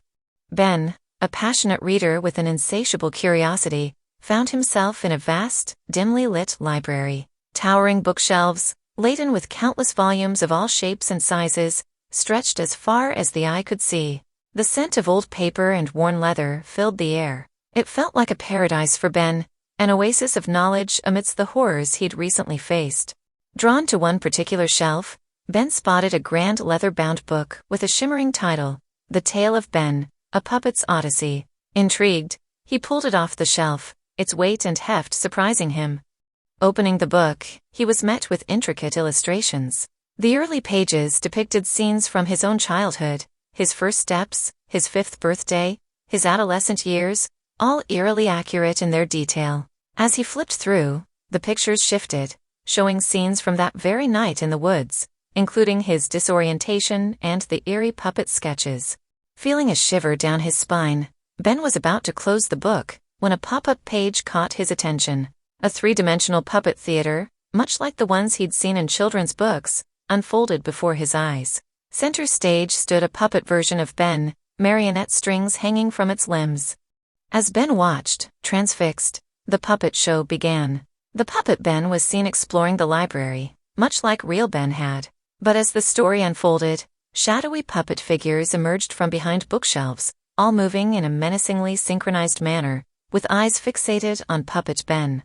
In the real world, Ben began to hear whispers, soft at first, but growing louder and more insistent. The voices seemed to be coming from the books around him, each volume beckoning him to open it, to discover its secrets. Resisting the temptation, Ben continued to watch the puppet show, which now showed Puppet Ben being chased by the shadowy figures. Then, Puppet Ben stumbled upon a page in the theater that showed the way out of the library, a secret passage hidden behind one of the bookshelves. Inspired, Ben frantically began searching the real library, pushing and pulling at books, hoping to find the concealed exit. Just as the puppet figures were closing in on Puppet Ben in the book, real Ben stumbled upon a lever disguised as a bookspine. Pulling it, a section of the bookshelf swung open, revealing a narrow passage. Without hesitation, Ben rushed through, the bookshelf slamming shut behind him, sealing away the whispers and the eerie puppet theater within the bewildering book. Lexi's feet moved in a rhythm that was more a function of fear than thought. Each step felt like an eternity, and her surroundings blurred into obscurity. All she wanted was to escape the suffocating grasp of the woods. The tree branches scratched her arms as if they were trying to hold her back, urging her to stay. The forest opened up to a clearing, almost perfectly circular. A silver beam of moonlight penetrated the dense canopy, creating a lone spotlight in the center of the clearing. Its glow seemed almost otherworldly, drawing her in like a moth to a flame. She hesitated for a moment. The brightness, in contrast to the surrounding darkness, provided a deceptive feeling of safety. Taking a deep breath, Lexi stepped into the spotlight. The surrounding woods seemed to go silent, the kind of silence that amplifies even the quietest heartbeat. Then, a dark, elongated shadow began to stretch across the ground. It started from the edge of the clearing, gradually growing longer and clearer until it reached Lexi. The silhouette was eerily humanoid, with elongated fingers and an unnatural posture. Lexi's heart raced. Every instinct told her to run, but her legs wouldn't obey. She was trapped, not by any physical chains, but by an overwhelming dread. The silhouette seemed to be waiting, almost anticipating her next move. And then, from the darkness, came a hauntingly familiar tune, the very melody she'd heard earlier that evening. A chilling laughter echoed, the kind that crawls under the skin, making every hair stand on end. The silhouette began to move, dancing grotesquely in the moonlight. The realization hit her like a cold splash of water. She was not alone in the clearing. The shadow, the laughter, the dance, they all belonged to Moros, and he had been waiting for her. As the realization of Moros' presence dawned upon her, Lexi tried to retreat, but a cold, mocking chuckle froze her in her tracks. From the shadow, Moros' voice emanated, each word dripping with cruel amusement. "Look at the puppet, lost and afraid," he began, his voice a sing-song, "a dance in the moonlight, a serenade. Do you feel the strings, my dear? For tonight, you're the puppet and I'm the puppeteer." With a gasp, Lexi felt the ground beneath her shift. Like serpents, thin ropes shot out, wrapping themselves tightly around her ankles and wrists. Panic surged through her veins as she tried to pull free, but the ropes only tightened their grasp, pulling her limbs into an unnatural stance, forcing her to become the marionette she so feared. She was trapped, the plaything of a madman in the heart of Harrow Woods. As Lexi tried to make sense of her horrifying predicament, the surrounding darkness peeled away to reveal Moros, stepping into the moonlit clearing. His appearance was grotesque, a mix of man and puppet, with seams that ran down his skin, unnaturally large eyes, and elongated fingers that moved fluidly like they had a life of their own. But what was most unsettling was his grin, wide, revealing unnaturally sharp teeth, and filled with malevolent glee. "Oh, Lexi," he crooned, his voice dripping with false sympathy, "lost your way, have you? Allow me to lead." And with that, he began manipulating the ropes, forcing her body to move against her will.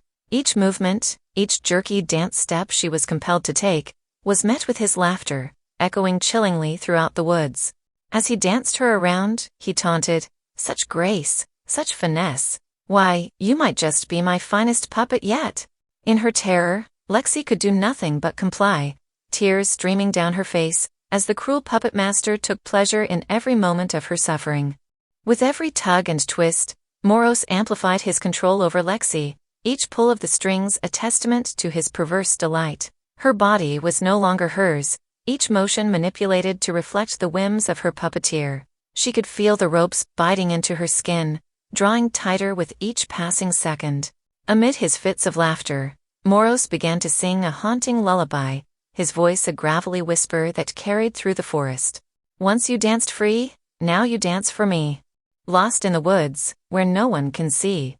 The ropes continued their constricting embrace, leaving Lexi gasping for breath. Her vision started to blur, the forest around her darkening, as Morrow's face, lit up in malevolent glee, was the last thing she saw. His laughter, a cruel, triumphant sound, echoed as the final threads of consciousness slipped away from Lexi, and she was plunged into an eternal darkness. The night was thick with fog, making the forest seem like an ever-shifting labyrinth. Ryan's breaths came out in rapid bursts, his heart pounding loudly in his ears. Trees and shrubs became blurs as he ran, the only sound being the soft thud of his boots against the mossy floor. Suddenly, a narrow pathway opened up before him.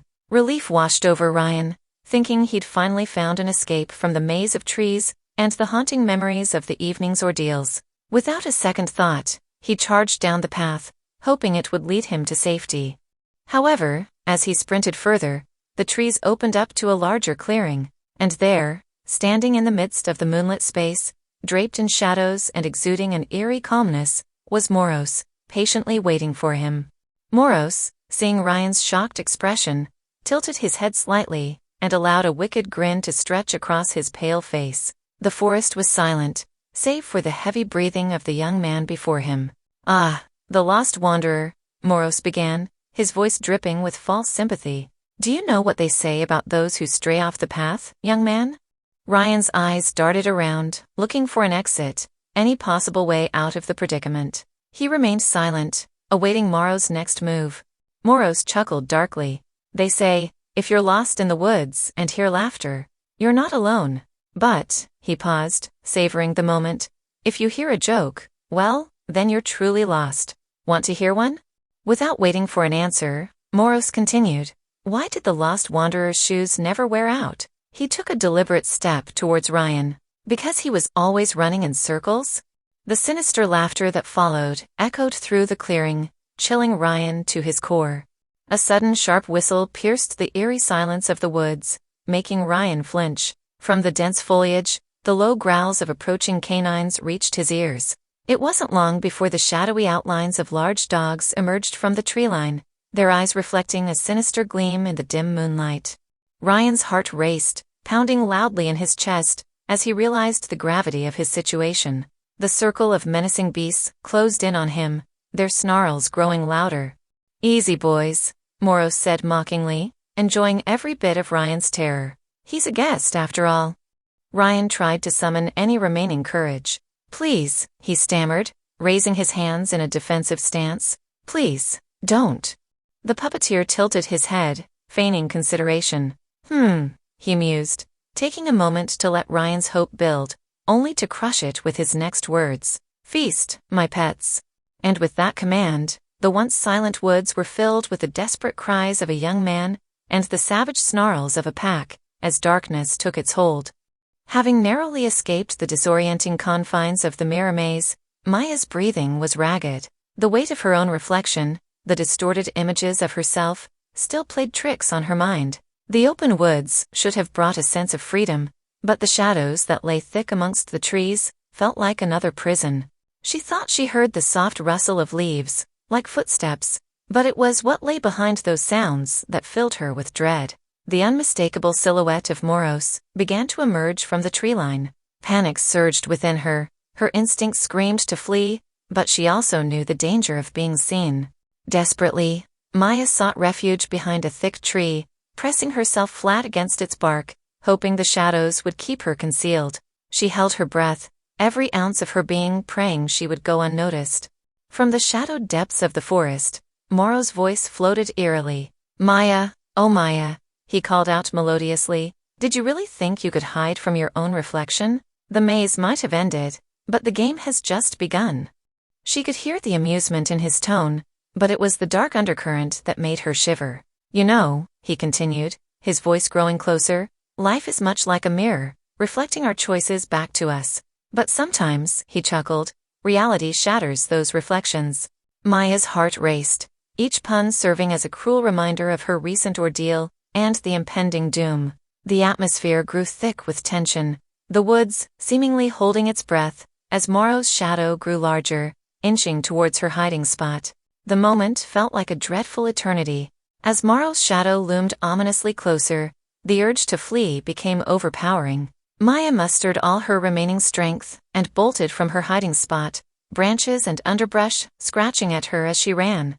Yet, even in her desperate escape, she could feel Moro's presence behind her, that dark energy urging her onward. She could almost taste freedom when suddenly the earth beneath her feet began to tremble. Before she could comprehend what was happening, the ground gave way, opening into a gaping chasm beneath her. Maya's scream pierced the silent night as she plummeted into the void, the sudden descent snuffing out the forest's ambient sounds. As she fell deeper into the abyss, the last thing she saw was Moro's figure, standing at the pit's edge, his silhouette backlit by the moon, watching her descent with an air of cruel satisfaction. The pit's darkness consumed her, leaving her in an endless void of cold, quiet solitude. The forest's dense canopy parted slightly, revealing a bizarre sight that made Jared's heart skip a beat. Amidst the thick trees and tangled vines, there stood a makeshift theater stage. The platform was aged, its wooden planks gnarled and moss-covered, blending almost perfectly with the surrounding wilderness. But what truly caught Jared's attention was the large, opulent red curtain hanging from a rusted metal framework. It swayed gently, brushing the ground with a soft whisper. Jared's mind raced. How could such a structure exist here, so far from any known path or civilization? Every instinct screamed at him to turn around, yet his insatiable curiosity, coupled with the weight of the camera in his hand, rooted him to the spot. As he approached, he noticed the footlights, a series of old-fashioned lanterns, flickering to life one by one, casting an eerie glow on the curtain and revealing hints of shadowed movement behind it. The atmosphere grew thick with anticipation, and against his better judgment, Jared raised his camera, ready to document whatever strange performance was about to commence. The curtain rustled softly, then began to part down the middle, revealing the stage behind. Jared held his breath, finger poised on the camera's shutter button. But nothing could have prepared him for the figure that stepped out from the shadows. It was Moros. But this version of the elusive artist was far more theatrical than any account Jared had ever heard. Draped in a long, dark coat, Moros moved with a dancer's grace, his eyes locked onto Jared's with unsettling intensity. As he reached the center of the stage, he raised his hands to reveal a series of strings attached to wooden marionettes. Each puppet bore a haunting resemblance to one of Jared's friends, their painted expressions fixed in a blend of horror and melancholy. Horrified, Jared recognized Lexi, Ryan, Maya, and the others. Their miniature forms dangled lifelessly, as Moros playfully swayed them from side to side. "Such a dedicated audience," Moros cooed, tilting his head mockingly. "I'm sure you'll find this performance to your liking." For a moment, Jared's dread was replaced by bewilderment. He tried to discern the artist's motives, to find some reasoning behind the grotesque display. But as the puppets danced and twirled under Moros' skillful control, the true horror of the situation began to dawn on him. From a concealed speaker, Jared's own voice echoed eerily throughout the woods. Snippets of his earlier conversations, captured unbeknownst to him, began to play. "It's just legends. These woods are safe." His voice was distorted, intercut with snippets of laughter. Moros tilted his head, making the marionette of Jared nod in mock agreement. "Safe, you say?" he taunted, switching seamlessly between his voice and the mimicked voice of Jared. Oh, how confident we were. Jared's pulse quickened, each beat echoing in his ears. "Stop it!" he shouted, anger and fear evident in his voice. "Oh, but it's such a lovely voice," Moros teased, his eyes gleaming with cruel mirth, almost as lovely as the sound of. And here, he let Jared's voice complete the sentence, friends screaming in the night. Desperate to escape this torment, Jared stepped backwards, seeking a way out. But, as his foot landed on a seemingly solid part of the stage, there was a sharp, mechanical click. The ground beneath him gave way, revealing a gaping pit. Jared's scream, captured perfectly by his still recording camera, echoed in the woods as he plummeted downwards. Moros, standing at the edge, peered down briefly before returning his attention to the puppet that bore Jared's face, a sinister smile playing on his lips. The moonlight streamed down in patches, creating a silver carpet on the forest floor. Nina, breathless and disheveled from her escape attempts, paused to catch her breath. Her gaze darted in every direction, trying to find a familiar landmark, any sign that would guide her out of this sinister labyrinth. In one of the moonlit clearings, she spotted a tall, slender figure, playing with a long coiled rope. The silver light made it difficult to discern details, but there was no mistaking who it was. Moros, the malevolent entity of the forest, was toying with the rope as if it were a mere child's plaything. He appeared to be practicing knots, each one more intricate than the last. Seeing the rope and recognizing the potential danger, Nina's instincts screamed for her to turn and run. But something in her, maybe the sheer exhaustion or the desire for a confrontation, made her hold her ground. She watched as Moros looked up, his dark eyes meeting hers, the rope still held loosely in his hands. The stillness of the night was abruptly shattered as Moros tilted his head back and laughed, the sound echoing ominously throughout the forest. "You know, Nina," he began with a mocking tone, "some people just tend to hang around longer than they're welcome." Nina's heart pounded loudly in her ears, each beat echoing her growing terror. The cruel pun wasn't lost on her. She took a step back, her eyes fixed on the rope that Moros was now swinging with a predatory ease. Before she could even comprehend what was happening, with a swift motion, Moros expertly flicked the rope towards her. Like a snake striking its prey, the looped end of the rope lassoed around her neck. Gasping, her hands instinctively reached up to claw at the constricting rope, but Moros had already begun pulling it taut. The grim reality of her situation sunk in, and fear coursed through her veins. The sinister grin on Moros' face told her everything she needed to know. This was no mere illusion. Nina's desperate struggles only seemed to amuse Moros more. As she fought to loosen the noose, her vision became dotted with stars, and the world around her began to blur. Moros leaned in close, his breath cold against her ear. "Do you know the best thing about a good joke, Nina?" he whispered, his voice dripping with malevolence. Tears streamed down her face as she tried to respond, her voice barely audible. "Wah? What?" "The punchline," he sneered, yanking the rope with sudden force. As the cruel weight of his final jest settled, the world went dark for Nina, her last moments punctuated by the haunting echo of Moros' laughter. As the forest darkened further, Ben's analytical mind raced. He knew brute force or simple evasion wouldn't save him from the nefarious Moros. Perhaps there was another way. His vast knowledge had always been his safety net, and now, more than ever, it seemed like the only card left to play. Drawing a deep breath, Ben stepped forward as he spotted Moros' looming shadow. "Moros," he called out, his voice firm despite the quiver of fear. "You and we can come to an agreement. I have knowledge, information that could be beneficial to you." For a moment, the woods were silent, except for the distant rustle of leaves. Then, Moros' chilling voice echoed back, "Oh? Do go on." From the shadows, an ornate table materialized, two equally ornate chairs stationed on either side. Moros gestured grandly toward one, the silver glow of the moonlight reflecting off his eerily smiling face. "Please, take a seat." Ben hesitated for only a moment before moving towards the chair. This felt like a game, but the stakes were very real. As he settled in, he met Morrow's eyes, trying to discern any hint of what the malevolent being might be thinking.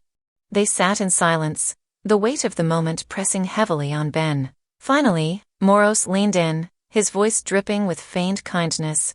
"I've always admired those who use their intellect in dire situations. It's a rare quality."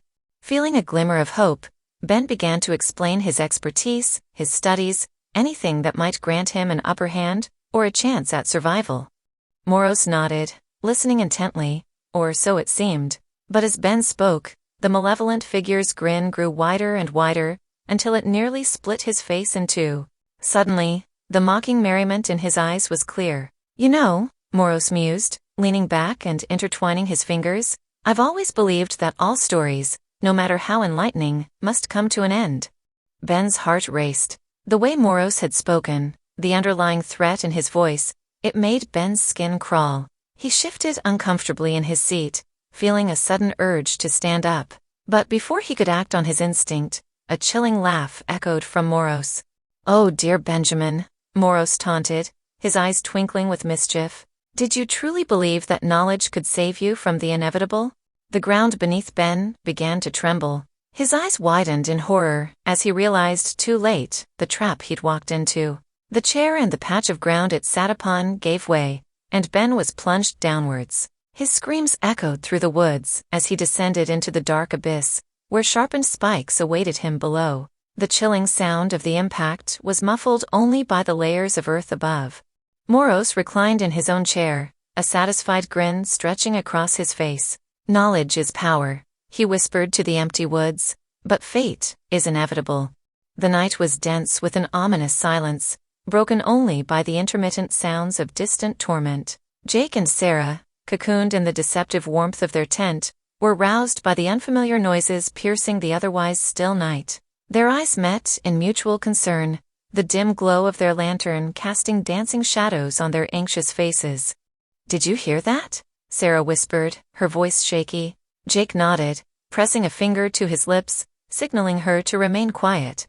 Pulling back the tent flap, Jake peeked out, trying to discern the source of the sounds. Seeing no immediate threat, he signaled Sarah. With a shared, determined nod, they both cautiously stepped out of their tent, armed with only their flashlight and the instinct to find out what was going on. The underbrush crunched subtly underfoot, and they strained their ears, attempting to pinpoint the direction of the noises. Taking a deep breath and exchanging one last worried glance, they began to follow the haunting sounds, each step weighed down by dread and a sense of foreboding. They knew they needed to be careful, to remain as silent as the trees that surrounded them. The deeper they ventured into the woods, the more disoriented they felt. However, a dim light in the distance beckoned them, suggesting a campsite. As they approached, the familiar outlines of tents and camping equipment became visible, though something felt off. It was the remnants of the college group's campsite. Abandoned drinks, overturned chairs, and half-eaten food painted a scene of abrupt departure. Sarah's heart raced, the ominous weight in the air pressing heavily on her chest. Jake reached out, pulling her close, offering a silent comfort amidst the desolation. The silence, in stark contrast to the distant noises they had heard earlier, was chilling. But it wasn't just the absence of sound, it was the eerie quiet of a scene interrupted, frozen in time. Jake's flashlight illuminated footprints in the soft ground, signs of struggle evident with drag marks and strewn personal items. Tents had been slashed, their contents spilled out messily. The campfire, once a source of warmth and camaraderie, now smoldered, its feeble glow casting an ominous light on the chaotic scene. Sarah covered her mouth, stifling a sob. "What happened here?" she murmured, her eyes darting around, looking for any signs of the college group or what might have befallen them. Jake held her tighter, their shared fear binding them closer than ever, as they began to piece together the sinister puzzle before them. Among the scattered belongings, a glint of metal caught Sarah's eye. She bent down and picked up Jared's camera, recognizing the familiar device from their brief encounter with the college group. The camera was coated in a thin layer of dust and appeared to have been hastily discarded. With trembling fingers, she pressed the play button. The screen lit up, revealing shaky footage of the group gathered around their campfire, laughing and sharing stories. Their faces, illuminated by the flames, were carefree, untouched by the horrors that would later befall them. As the playback progressed, the mood changed drastically. Shadows darted around the campsite's edges, whispers filled the air, and the tension was palpable. Then, the camera captured Moros in all his menacing glory. His dark jests and cruel pranks played out on the small screen, a chilling record of the night's events. The screen flashed with images of the group's terrified faces, interspersed with moments of darkness, as the camera was dropped or obscured. Jake and Sarah watched, horrified, as one by one, the college students met their fates. The laughter and camaraderie from earlier in the video were replaced with cries of terror and desperation. Sarah turned off the camera, her face pale. Tears welled up in her eyes as the weight of what they had just witnessed settled in. Jake's face was drawn, his jaw clenched in anger and disbelief. The camera's recording had confirmed their worst fears, and the dangers of the forest were more real and imminent than they had ever imagined. Jake and Sarah exchanged a panicked glance. The gravity of the situation and the morbid playback from Jared's camera hung heavily between them. Without uttering a word, they both knew what needed to be done.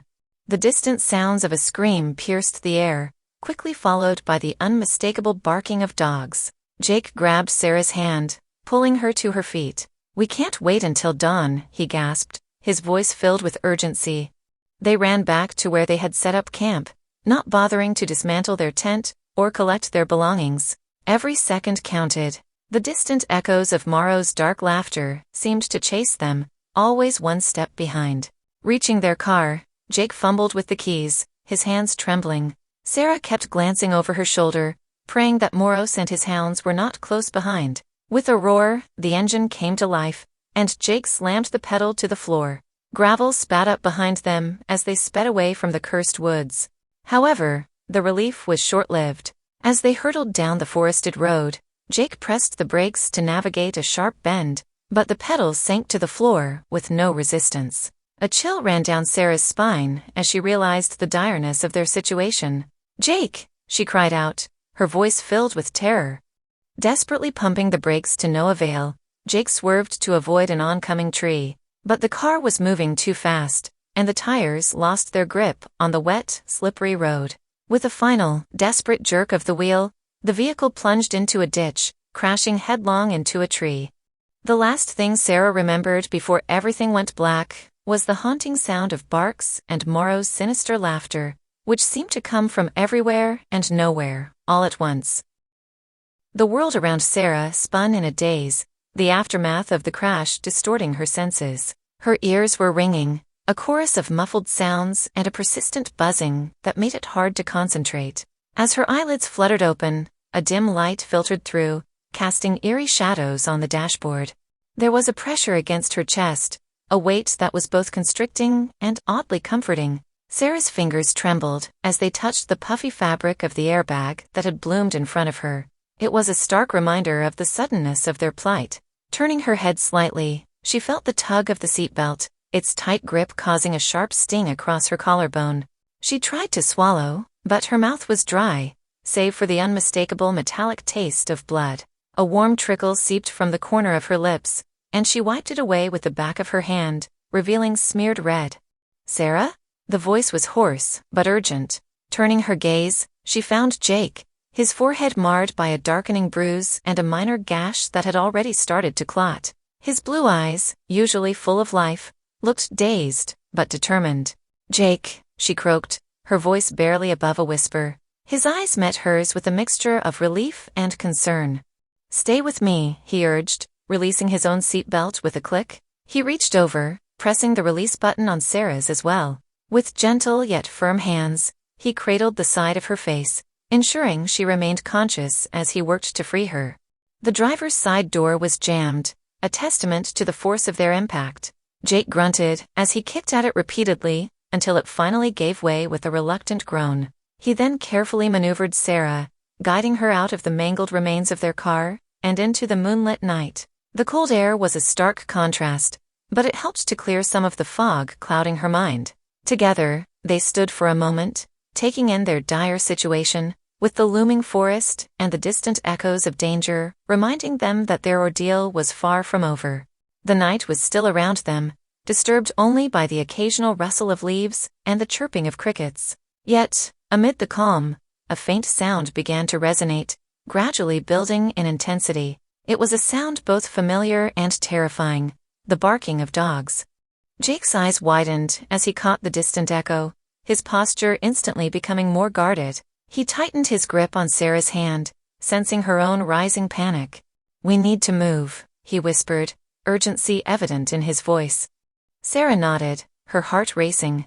The metallic taste in her mouth was now complemented by the adrenaline coursing through her veins. The realization that they were still very much in danger, that their pursuer hadn't given up, was a chilling thought.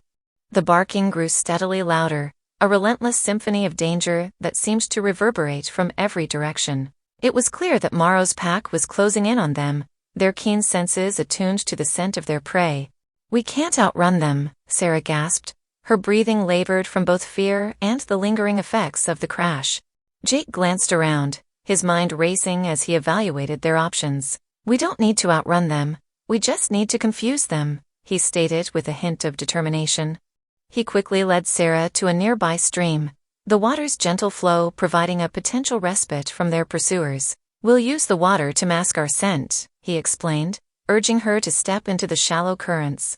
As they trudged through the water, trying to put as much distance between themselves and the direction of the barks, the chilling sound began to dissipate, replaced by the calming ambience of the forest. For a fleeting moment, they dared to hope that they had evaded the dogs. But the threat of Moros and the ever-present shadow of danger kept them moving, desperate to find shelter and escape the nightmare they had unwittingly become a part of. With the sound of barking becoming a distant echo, Jake's mind raced, scavenging through memories and snippets of information he'd read over the years. "We need to mask our scent," he murmured, recalling an article he once read about evading tracking dogs. "Mud, leaves, anything that can cover our natural scent." Without hesitation, they both knelt by the stream, slathering thick mud over their arms, legs, and faces. The coolness of the mud offered a brief relief against the building tension, but there was no time to savor it. "We should use the leaves too," Sarah said, plucking handfuls of foliage and rubbing it over the muddied parts of their bodies, ensuring a thorough mix of scents. Jake nodded in agreement, admiring Sarah's quick thinking. "You're right. We need to be as invisible as possible." As they continued their evasive maneuvers, Sarah hesitated for a moment, her brows furrowing in concentration. "I remember watching this survival show," she began, her voice marked with a hint of hope. "They said if you're being tracked, you should cross streams multiple times and occasionally double back on your path. It confuses the trackers." Jake looked impressed. "That's brilliant, Sarah. Let's do it." They carefully crossed the stream once more, taking care to tread on rocks, leaving minimal traces. Once on the other side, they continued for a few meters, before circling back and recrossing the same stream. The process was repeated several times, with Jake and Sarah doing their best to leave behind a maze of misleading trails. With each step, they grew more confident, their survival instincts sharpening their senses and guiding their decisions. They were no longer mere victims in this macabre game, they were fighters, using every ounce of knowledge and willpower to outwit their pursuer. The night seemed to deepen as Jake and Sarah made their way through the forest, the sounds of nature intermingling with the distant hum of town life. The once benign and gentle woods, which had been the backdrop of many childhood adventures, now felt like a treacherous labyrinth. Using trees and thick underbrush as cover, they avoided open spaces, knowing that Morrow's eyes could be watching them from any shadow. Their pace was steady, but cautious, until, without warning, Sarah's foot caught on a hidden root. She let out a sharp cry as she tumbled forward, landing heavily on the uneven ground. Instantly, Jake was by her side, helping her to sit up. I think I twisted my ankle," she gasped, her face contorted in pain. She hesitated, touching the tender, swelling area. "I don't know if it's broken, but it hurts like hell." Jake's face fell as he examined her foot, the reality of their predicament setting in. With Moros and his dogs on their trail, a twisted ankle was a severe disadvantage. "You need to go, Jake," Sarah said, her voice trembling but resolute. "If we stay together, he'll get both of us. Please, go." Her plea tore at Jake's heart, the weight of their situation pressing down on him. A chilling echo of barking shattered the relative quiet, instantly causing the hairs on the back of their necks to stand on end. The eerie cacophony grew steadily louder and more distinct, suggesting that multiple dogs were closing in from different directions. "They've split up," Jake whispered, dread evident in his eyes, as he scanned the dark foliage around them. The once distant threats were now an immediate danger, circling them from all sides. The duo realized they were being strategically hunted, as if the pack had decided to corner their prey. Despair threatened to take hold, but as Sarah looked into Jake's eyes, she saw determination rather than defeat. "We won't make it if we try to outrun them," she murmured, her voice quivering from both pain and fear. Jake, refusing to leave Sarah behind, slid his arm around her waist, helping her to her feet. "We stick together," he asserted, defiance in his voice. Together, they hobbled on, the combined weight of their fear and determination propelling them forward. The town's distant lights teased them from beyond the trees, offering a glimmer of hope. The barking continued, but the couple pressed on, every step a mix of hope and desperation. Each rustle in the bushes felt like a warning, each snap of a twig a potential danger. But Jake and Sarah kept moving, determined to reach the town's safety, the edge of the forest, and the promise of refuge just within their grasp. Moonlight painted the empty streets of the town in pale shades of blue, the only illumination as Jake and Sarah emerged from the forest's edge. Their ragged breaths and pounding hearts seemed deafeningly loud in the sudden stillness. The distant hum of the town's few nightlights seemed like a beacon of hope after the nightmare they'd endured. But as they took their first tentative steps onto the pavement, a large silhouette emerged from the shadows. It was a massive dog, its fur matted and eyes glowing eerily in the dim light. The creature stood motionless, holding its ground in the middle of the street, its gaze fixed intently on the weary travelers. Sarah's heart leapt into her throat, her muscles tensing for another dash. But just as the gravity of their predicament sank in, the sudden roar of an engine broke the night's quiet. Headlights pierced the darkness, momentarily blinding them. The dog, startled by the approaching car, darted into a nearby alley, its form vanishing as quickly as it had appeared. Using the brief respite, Jake grabbed Sarah's hand, his grip firm yet reassuring. "Come on," he urged, pulling her along as they dashed towards the heart of the town, the cars passing a fleeting barrier between them and the relentless pursuit. As they raced down the town streets, their footsteps echoed hauntingly, magnifying the looming silence of the late hours. The stillness felt eerie after the relentless sounds of pursuit. They hurried past rows of quaint houses, many of which were shrouded in darkness, their occupants likely lost in the depths of peaceful sleep. Sarah's injured ankle throbbed with each step, but she pressed on, driven by adrenaline and the desperate desire for safety. The two took turns pounding on doors, their desperate cries for help punctuating the night. But each knock was met with silence, deepening their sense of isolation.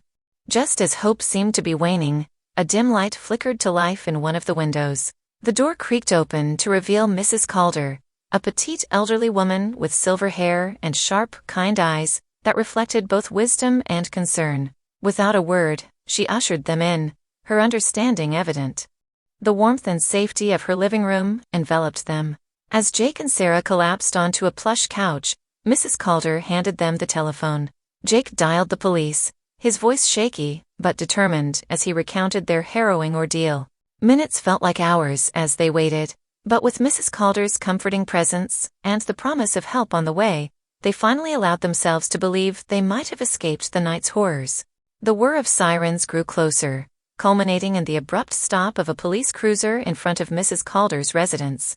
Officer Martinez, a stocky man with a shaved head and a face carved from years of seeing the town's highs and lows, stepped out. His walk was determined, his expression stoic, but his eyes held a flicker of concern that betrayed his calm exterior. Sarah and Jake, their faces a mix of exhaustion and relief, greeted him, their voices overlapping as they rushed to share the night's terrifying events. As they spoke, the haunting sounds, the disturbing encounters with Moros, and the fear for their fellow students, the room grew thick with tension. Mrs. Calder offered the officer a seat and some coffee, but Martinez politely declined, his focus solely on the couple. As they recounted their ordeal, he jotted down notes, occasionally asking them to clarify certain details.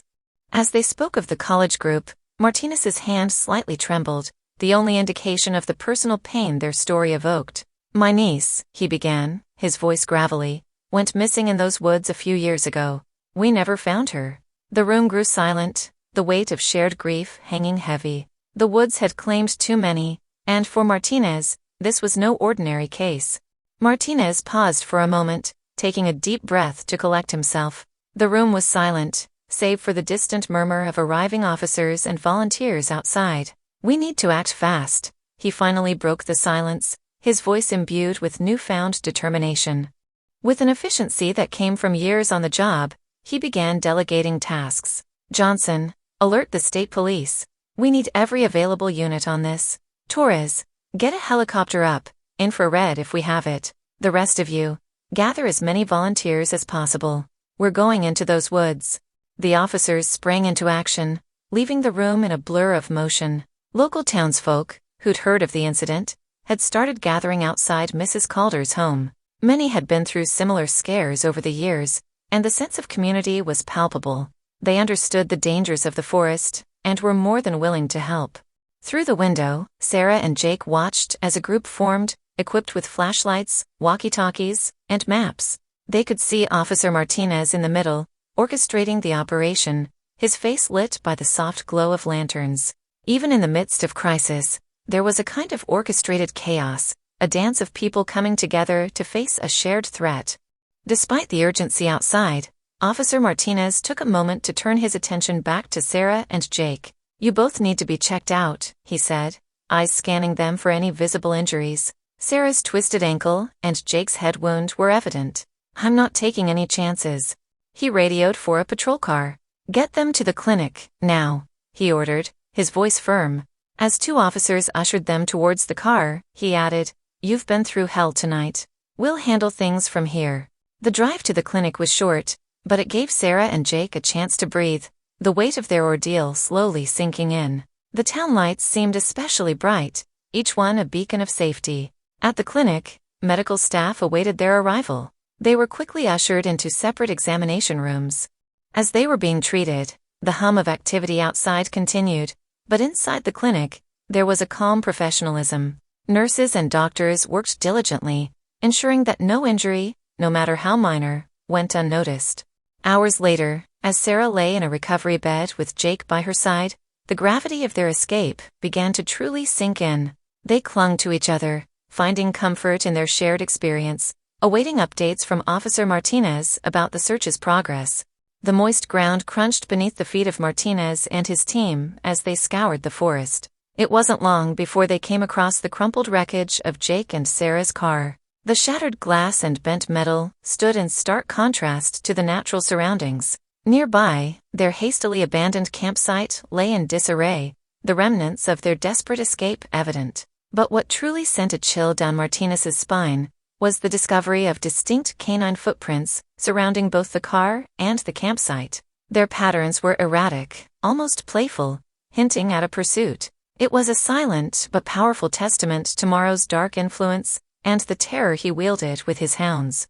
The dense trees opened up to reveal another campsite, this one larger and marked by the jovial remnants of the college group's earlier revelry. A string of fairy lights still flickered half-heartedly from where they hung between trees, casting ghostly shadows on the ground. Tents stood in a haphazard circle, zipped up as if waiting for their occupants to return. A fire pit at the center held ashes from a campfire, now cold and gray.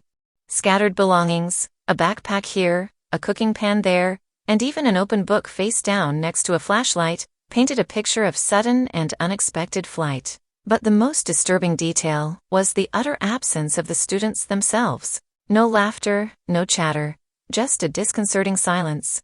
Martinez's heart raced.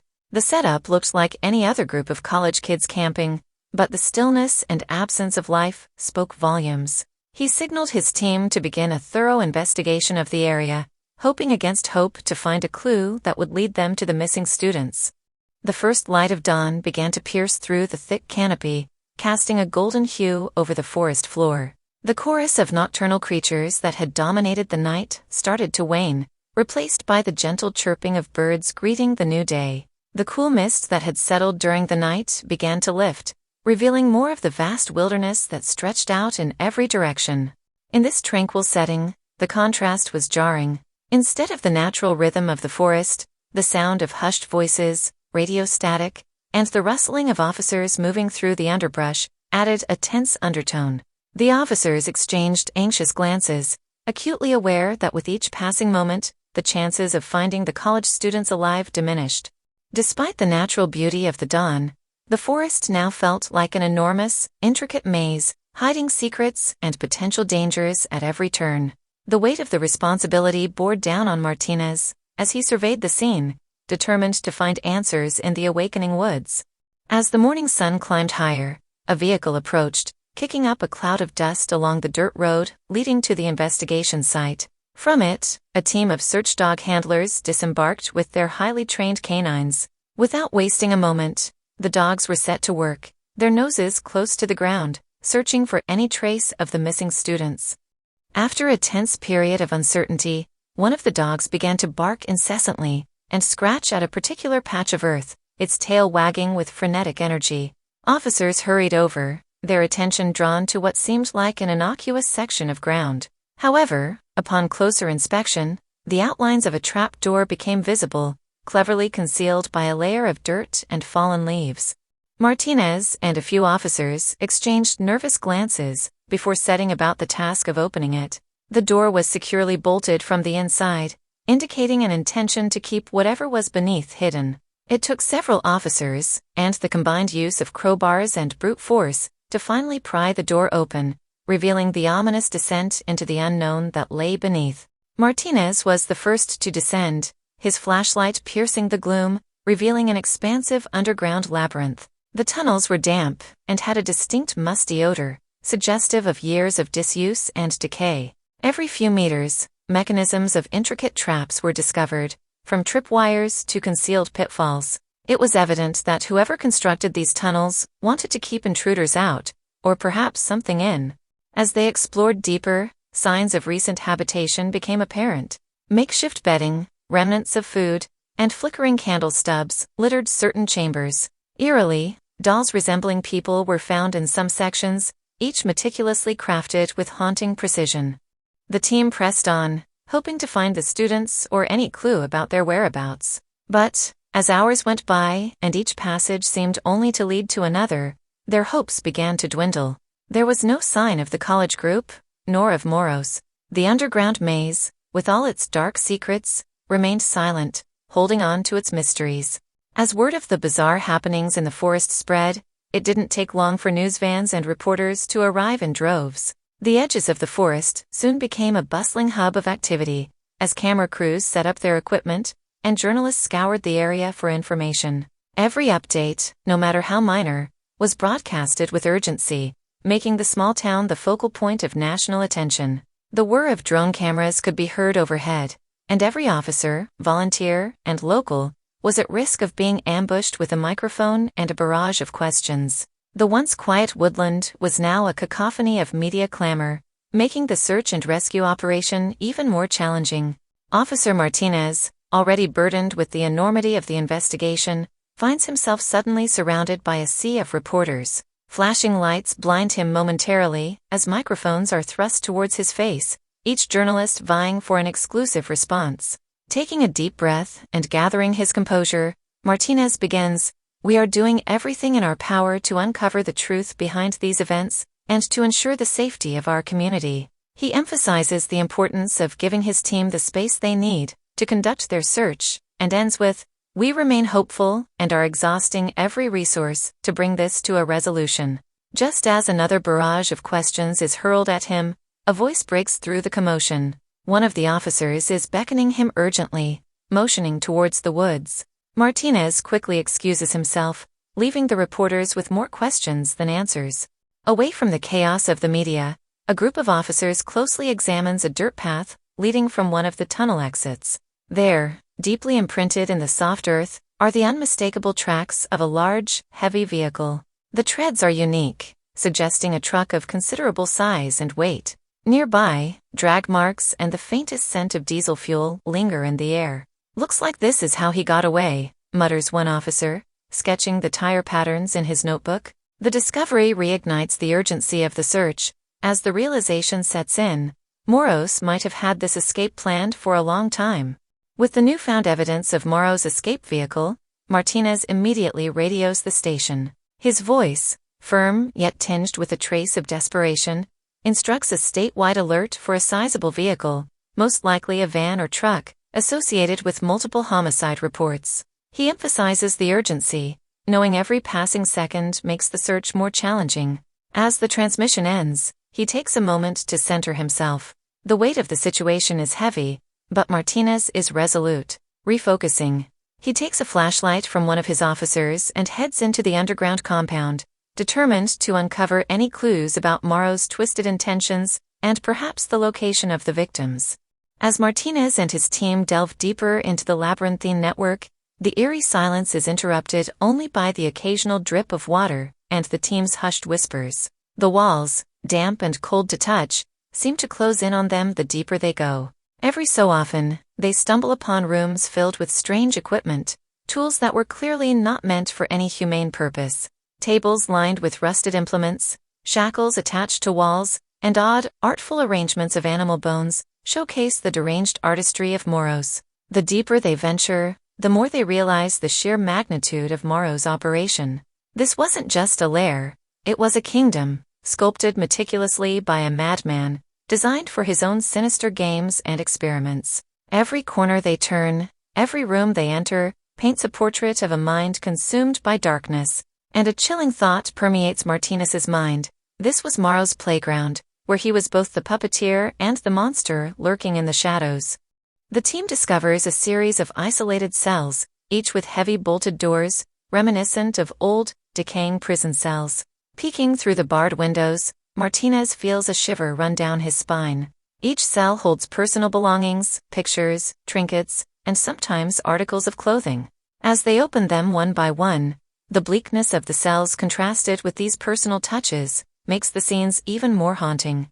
In one cell, they find a child's teddy bear, its once vibrant colors faded and one eye missing, lying next to a chain bolted to the ground. The most unsettling discovery, however, are the lifelike puppets placed throughout the network. These puppets eerily resemble individuals who had gone missing over the past decades in the area. Every detail, from their facial features to the clothing, is painstakingly recreated. Martinez recognizes some of them from old case files, townsfolk who had vanished without a trace, their cases going cold. The grim realization that Moros had been turning his victims into these grotesque works of art weighs heavily on the team. It was a morbid gallery of his conquests, a twisted testament to his craftsmanship. Hours turned into days as the team meticulously searched every nook and cranny of the underground labyrinth, the hope of finding any survivors dwindling with each passing moment. The absence of any living souls in this dread-filled compound becomes a looming question. The townspeople gather at the forest's edge, lighting candles and holding vigils, praying for a miracle. Whispered speculations and tales of Moros' deeds circulate, but the stark reality is that everyone who went missing remains unaccounted for. Martinez stands at the exit of the underground network, his gaze distant and thoughtful. The weight of the town's anguish rests heavily on his shoulders. "Where are they?" becomes the town's haunting refrain. The mystery of the missing, juxtaposed with Moros' eerie underground art, leaves a chilling void that might never be filled. The search has unveiled horrors beyond imagination, but the absence of definitive answers is the most terrifying discovery of all. On the road again. Inside a nondescript moving truck, the soft yellow glow from a single overhead light illuminates a confined space filled with oddities. Puppets hang from the ceiling, swaying slightly as the truck rumbles forward. There's a thick, musty scent of wood, cloth, and something metallic. The distant drone of the road and the occasional bark from the dogs provide an eerie soundtrack. In the center, Lounging on an improvised seat is Moros. His gaunt face is visible in the dim light, shadows accentuating the hollows of his cheeks and eyes. He chuckles to himself, his voice a gravelly whisper that echoes slightly in the tight space. "Ah, my loyal companions," he muses, scratching the head of one of his dogs.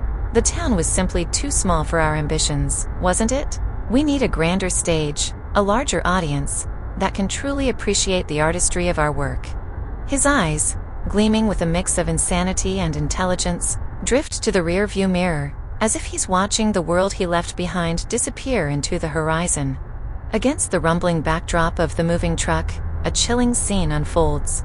The dim light casts shadows that dance with every movement, making the truck's interior resemble the inside of a grotesque puppet theater. Moros, with a gleam in his eye, reaches for a puppet that bears a striking resemblance to Lexi. With dexterous fingers, he manipulates the puppet, making it dance and twirl as he recreates the horrifying moments leading up to her disappearance. "Such a spirited one you were," he murmurs to the puppet, his voice dripping with dark amusement. But even the best performances have their final act. He sets the puppet down gently, almost reverently, then leans back with a satisfied sigh. "Every artist must evolve, my dear," he says, caressing the puppet's face with one hand, while stroking a dog with the other. This small town was but a prologue, a taste of what's to come. The world is vast, and there are so many stages yet to grace with our presence. As the truck continues its journey into the night, the implication is clear. Moro's reign of terror is far from over. The game, as he sees it, has only just begun. Old Moros in the woods, shadows cross the glade, wooden puppets dance, gnawing night's parade. Whisper through the pines, folks disappear. String seems tight, he pulls them in near. Gnarly hands work fast, wax faces grin. Puppet shows commence, pulling you within. Forest bats and owls, silent as a tomb. Moros laugh echoes, wrapped in dark's gloom. Moros, Moros, puppeteer so fine. Shows begin at dusk, that's the final line. This brings us to the end of today's episode.